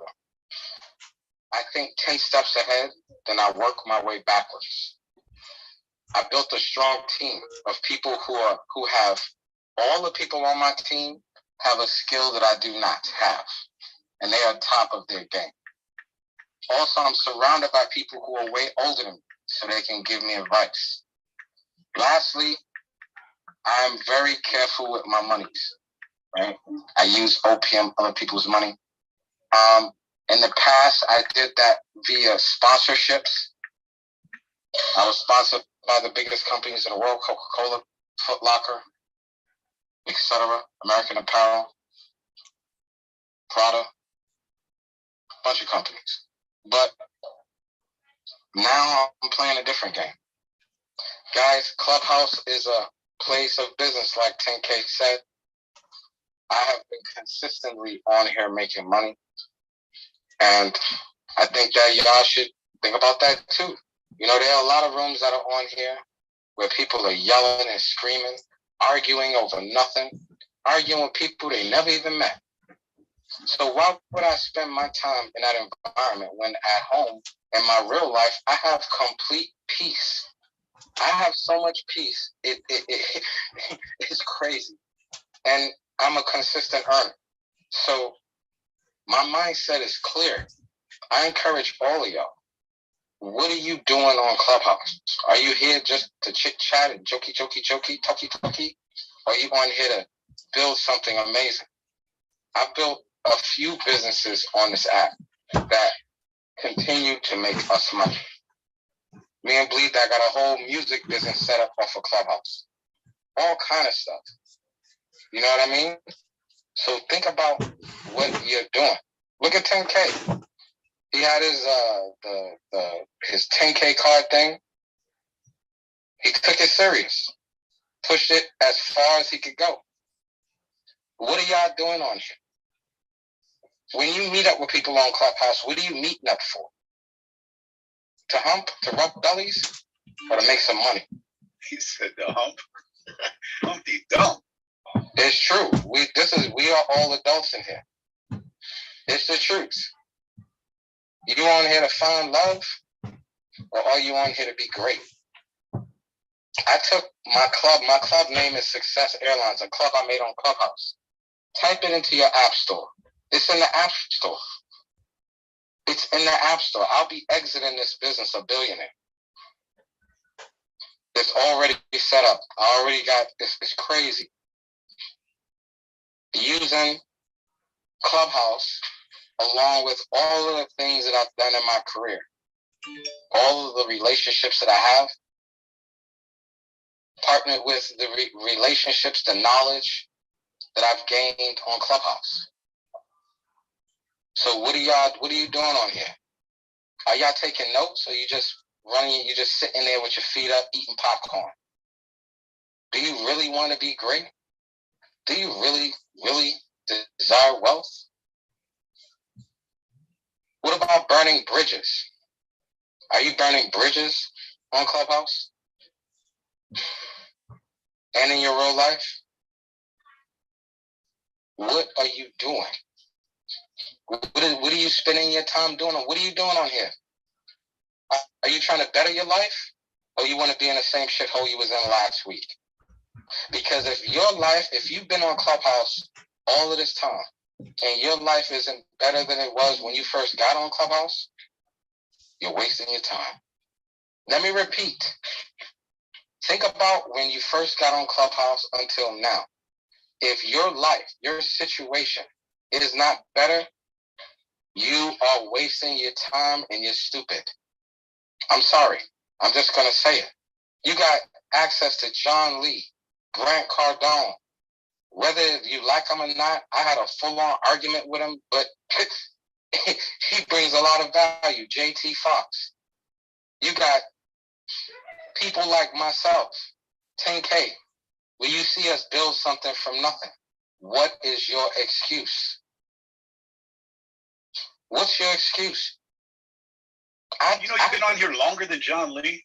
I just looked at your number, December 15. That's my daughter's birthday, 2020. Keontae, you were on here 5 days before John Lee. So 640 some days later, I'm asking you, Keontae, when somebody comes along and takes a John Lee room and turns it into the Woo Factory, are you going to stand here after investing all this time, right, and to see all these iterations and see all these things, and now we finally get to work. We finally actually get to participate in a workshop space where he says, hey, here you go. You guys go chop up and talk about what you're doing, and it's turned into a freaking, spa day. That's where I get. Look, everybody have their space and place, but you're talking about we're here to make money, or am I crazy? Hey, you're not crazy at all, man. I'm not necessarily here to make money. I'm here to grow. I'm here to learn as much as possible, and I've been truly fortunate because, respectfully, I was lit before Clubhouse. Okay, I've been successful a very long time. But I'm humble, and if you saw me in the street, you wouldn't know. I lived in Brooklyn, where, And that's the reason you know the difference between bullshit and reality, because you've been there and you've been back. And that's what I'm saying, too. You're not showing it here like you've never done it before and saying, well, maybe. It's not a guess. You're right. And the thing is, I'll say this, Eric, and this is a message that I hope you guys take. You can turn your bullshit into greatness. There are a lot of folks, I'll use Drake for an example, and no shade thrown at him or none of that. But, and all these rappers, when they first get their record deal, they don't have none of the stuff they talk about. But eventually, if they work hard and, do enough shows, they'll get it. So I don't necessarily, because I feel like a part of that is manifesting what you want to be. But at the same time, be honest with the people you are doing business with. Be honest with yourself. A lot of folks aren't honest with themselves. They lying to themselves. Be real with yourself. Be real with yourself. If you a dirt bag, take hold of that bag and be the biggest dirt bag you can be. But I choose to be great. I choose to be a trendsetter. I don't need to copy nobody's shit. I start my own. And in fact, I say when somebody copies an idea that I have, I say, okay, let them have it. I'll do something else. And guess what? I did something else and my goal was still achieved. I haven't even tapped into my celebrity friends. I haven't, I'm telling you, like guys, one day you're going to be walking in Walmart and you're going to see Success Airlines products in Walmart and you'll know it started right here. I land my plane. I think what Keontae has mentioned, this is your father. I think what Keontae has mentioned is so profound. Originality, authenticity, and transparency is very important, particularly when you expose yourself on any social media public platforms. We need to understand that it's okay to say, I don't know. It's okay to say that I have not been there. It's okay to say I'm broke. and it's okay to ask for help. It's just perfectly fine. The problem is that a lot of people here on Clubhouse, we look at people, we read their profiles, and there are so many promises. There's so much stuff written out there. I can 10x your business. I'm an expert in this. I'm a 10x in that. And the moment you go and you look at their LinkedIn profiles, they're different. Their Instagram is different. Their Facebook is different. Integrating your story, keeping it authentic, keeping it original, it's always a winner. And there's a lot of learning here. And as you rightly said, and as 10K Carson rightly said, his name was Sean, as there is a way to monetize Clubhouse. Now, there are products which are sold online on e-com stores. You don't need an explanation. You don't have a lot of FAQs. Clubhouse, yes, you can promote your products. You can put up a link, do that. It's a great way to make money.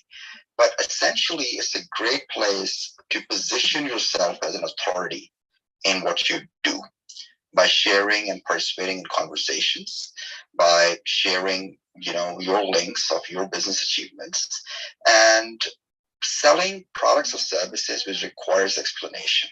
It's a great place to build up a community. It's a great place to have some of those people who will follow you, believe in you, and believe in what you do. Hard selling? I don't think so. Sometimes it works, sometimes it doesn't work. I think creating the Clubhouse, using Clubhouse as a top of the funnel, if somebody understands it, it's a great way to do that. Now, everybody's not great in public speaking. Everybody's not great in selling. So I recommend that those who are joining Clubhouse or even new, raise your hands, hop up, and learn, copy people, learn public speaking, learn how to pitch. Dr. Forbes is here. And to a lot of stage here, she's part of our guest speaker in one of the courses that we have launched. And Dr. Forbes, why I requested her, she's been very kind and humble to be part of it and support us in that ecosystem to help us reduce the failure rate of startups by sharing her experiences and expertise in creating a startup pitch. Why I reached out to her is not because how many followers Dr. Forbes has. It's not because she posts some great pictures on her Instagram. By the way, she's beautiful. She has amazing relationships. The reason I approached her is how many people right now in this room has ever sold $2.6 billion of products? Can answer that. One person's done that. The best one that's done that. We know who that is. That's why you tap that person, Shafat. That's the point that I'm making from the jump here. From the jump, you just landed it right there. Why would you choose anybody else? Yeah, so authenticity is something which is needed. Why do you think Dr. Forbes partnered with us or supported us? She went for my profile. She did her due diligence. She said, okay, this guy runs an investment firm. It's out there. Guy runs an advertising marketing agency, 20 years in business. Cool. I've heard him speak. I've heard Dr. Forbes speak. I know she's an authority on a subject. Apparently, she considers me an authority on what I speak about. That is the power of collaboration on Clubhouse and beyond. And just take a couple of minutes just to highlight two things. I don't have 10 ways to tell that how rich people multiply their money. I do have maybe 100 ways. But two important things is, number one, this concept that the banking system sells you, which is to put your money in a savings account. And then the same relationship manager comes and says, invest here, invest in this banking product, invest in this insurance product, blah, blah, blah. That is not in your favor. That is in the bank's favor. It's a bad investment 90% of the times. Put your money to work harder for you. Idle money lying in a bank account, not a great idea. Split your money into current assets, fixed assets, long-term, mid-term, short-term assets, which are easily liquidated. Put some money in there. So it's like liquid cash. Automobiles is great, but they do depreciate. Try to find something else. But assets that you can easily liquidate. Gold is great. Kind of appreciates, and it's a great idea to invest in gold and some metals and precious metals, etc. The second thing that this is how we multiply our money. Invest. invest in your threshold in new businesses, small, medium enterprises, even startup space. There are a lot of startups out there looking for as low as $20,000, $50,000, even $100,000. So, park that money there, start working with them, become a managing partner, operate it, and turn that business around. You never know where it would lead you to. So risk taking is very important because it not only increases your exposure, but worst come worst with those $20,000, you're going to have those learnings with no MBA will ever teach you. Okay. And one great way to invest your money and multiply it, by the way, is go to an investment firm, go to platforms, go to certain areas, and think beyond your community and your city. Information that is fed through our immediate peer group is always what they believe in and what they get commissions for. Go beyond that. Target the opportunity, research it, park the money. The last thing I want to say is, my father told me this. He said, Shafat, the moment transaction takes place and your money is handed over as an investment or as a price that you pay in someone else's hands, that money is no more yours.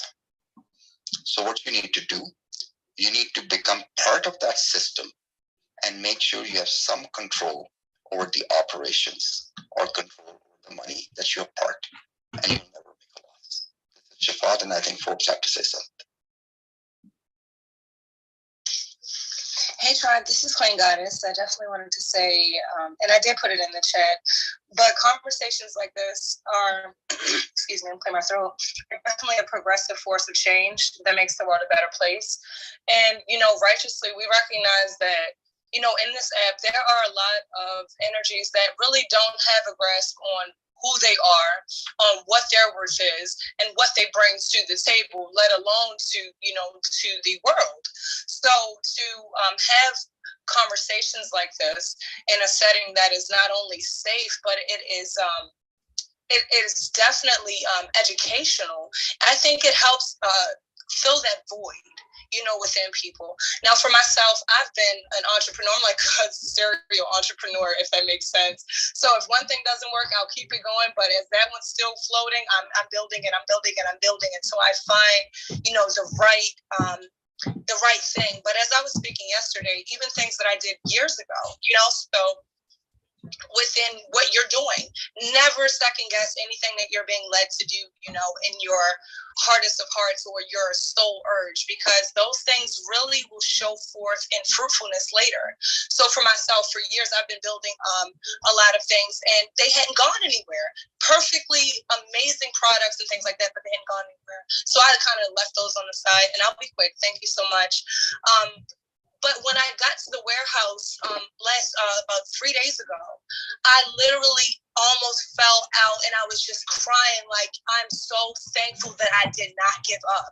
I'm so thankful because where I was, it's just like I felt like my back was against the wall, because I literally, everything that I had built, I had seen no regard for, because people had either stolen the ideas, had attempted to do what I did, or just straight out copy it. So, but where we are now is, keep moving forward. You never know. What I did 6-10 years ago, it's still hot, right? It's like literally hot right now. So as Kayente said, 10 steps ahead, but don't be uncomfortable going 10 steps back to make sure that you don't forget how great you actually are and have been the entire time, So I think, and Queen, your point is so loud and clear. It's not about that. That's my whole point of the day is you see how we default back to what we know, because we're humans, man. We default back to, don't give up on us. Like the human piece of all of this. I'm there loud, and I'm gonna be the first one to jump out of my chair. All that's great, but do you know how to get to the bag? That's the point here. Universal steps to get to the bag. That's what Shafat's speaking to.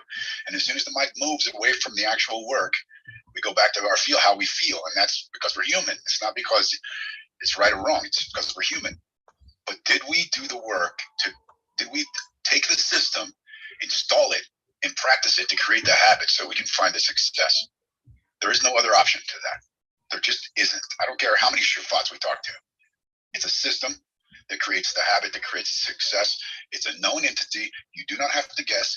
You can pick it up like a Happy Meal from McDonald's and execute. Shafat, tell me I'm lying. Get Dr. Forbes on here to tell me I'm lying. There's a system that works. Come on. I think, Eric, you're spot on, because there's a reason humanity has evolved and we created processes and systems through our learnings. Industrialization wasn't just done in a day. Transistors and, the Silicon Valley world wasn't built in a day. So it's true for Rome, and so it's true for the startup ecosystem. Frankly speaking, every time we create something, there are people out there who challenge it, and they challenge the mundane. And this is how it turns out. What the lady was speaking before, Queen, here's my advice for you. Emotions is one thing, hobby is one thing, what you love is one thing, and business can be the same thing, but sometimes it is a completely different thing. Bottom line, ladies and gentlemen, is you like it or not, you love it or not. As far as you're making the two ends meet, just to begin with, the first thing is do that.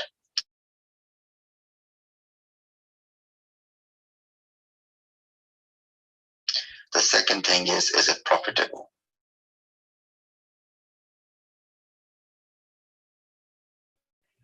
The third thing is, I love what I do, And many a times, people fall in love with things that gives them profit. But we try to flip it around and say, we want to do what we love and somehow turn it into profit. Well, I think if you have a mindset which says, I love profitability, now that works too. So yes, it's good to do what you love, but doing a lot of things doesn't take you anywhere. Marketing guy, I'm an artist, I'm a creative. I'm a millionaire? No. Okay, I have a huge agency. Yes, we do stuff in millions, but that does it create wealth? No. Where's the money? Real estate markets, insurance, fuel industries, okay, investment banking. No matter how you feel about it, that's where it is. That's the reality. No matter how you feel. I hate maths. I hate financials. I don't like to look and crunch numbers. Even today, I was looking at some balance sheets and P&L statement. I just told in the room that we are looking at a huge deal that's coming through. And I took some names also, some celebrities who are part of it, and they're all, founding partners. The question is, do I like it? I don't. I don't like to negotiate hard. I'm not that guy. I don't like to argue. I don't like to look at numbers. I don't like to look at financials. But I have to, because this is what I need to do to make it big. Or as people say, make it big or go home. So how did you get that discipline, Shafat? How did you get to the point where you understand that you're going to do it how you feel? Like, that doesn't come so easy either. Most people are, again, you'll find out. Let this room run for another 10 minutes and we'll be talking about woo in 6 seconds. So how you get I think it's very simple. I met people in my life where I realized a simple thing. So when I started off with my advertising agency, people would come and say, this is our budget. Hear me out clearly. The budget is 2%, 3% of the total revenue, typically in large organizations. In small, medium enterprises or startups, the budget is usually 2 digits, 10%, 14%, because they're trying to, really push the product forward. So we're like, okay, from that budget that we get, 2%, let's assume, 80% or more is spent on media buying. 20% or less is given to a brand marketing agency. Well, they're creatives, photo shoots, radio shoots, commercials. Majority is going into production and media. So what am I taking out of a business? Less than 1% of what they actually bring into their business. My question to myself was, how can I take 20% or 30% of the total revenue that they make, or 30% of what they make. I'm just taking less than 1% of that market share from one company from the total share of their wallet. This is my advertising agency. It's a small business. So I said, okay, should I expand into media?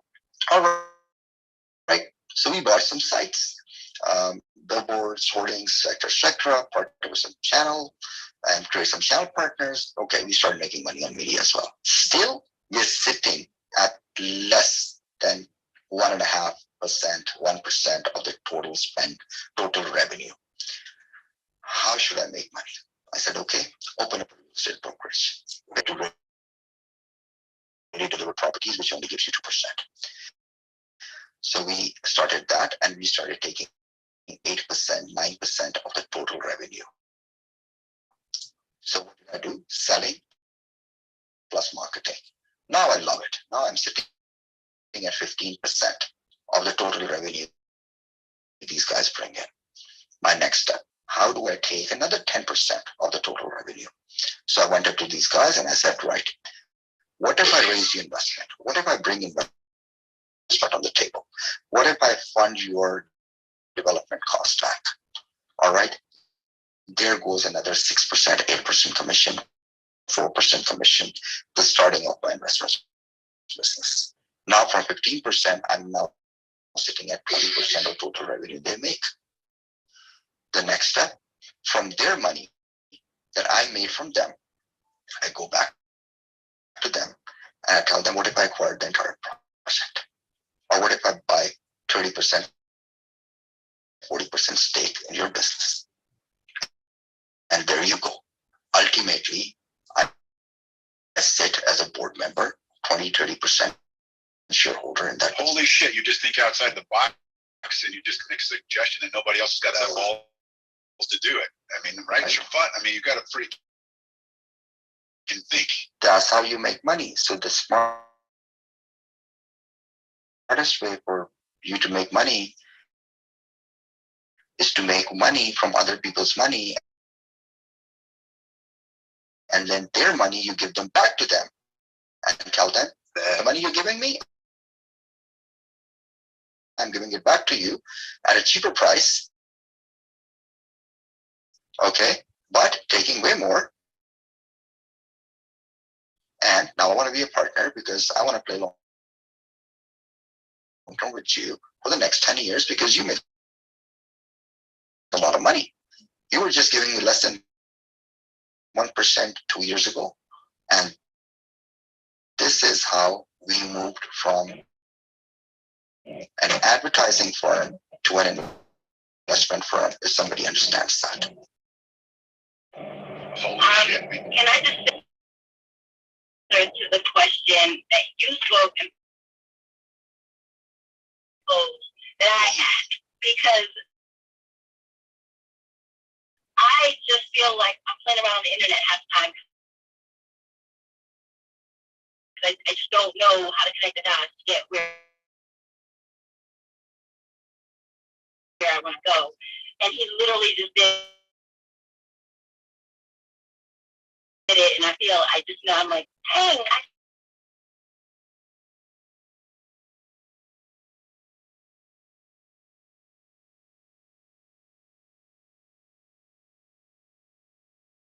can do that. I can do that. So it makes so much sense. So I really appreciate it. I tend to be quiet because, the topic is how wealthy multiplied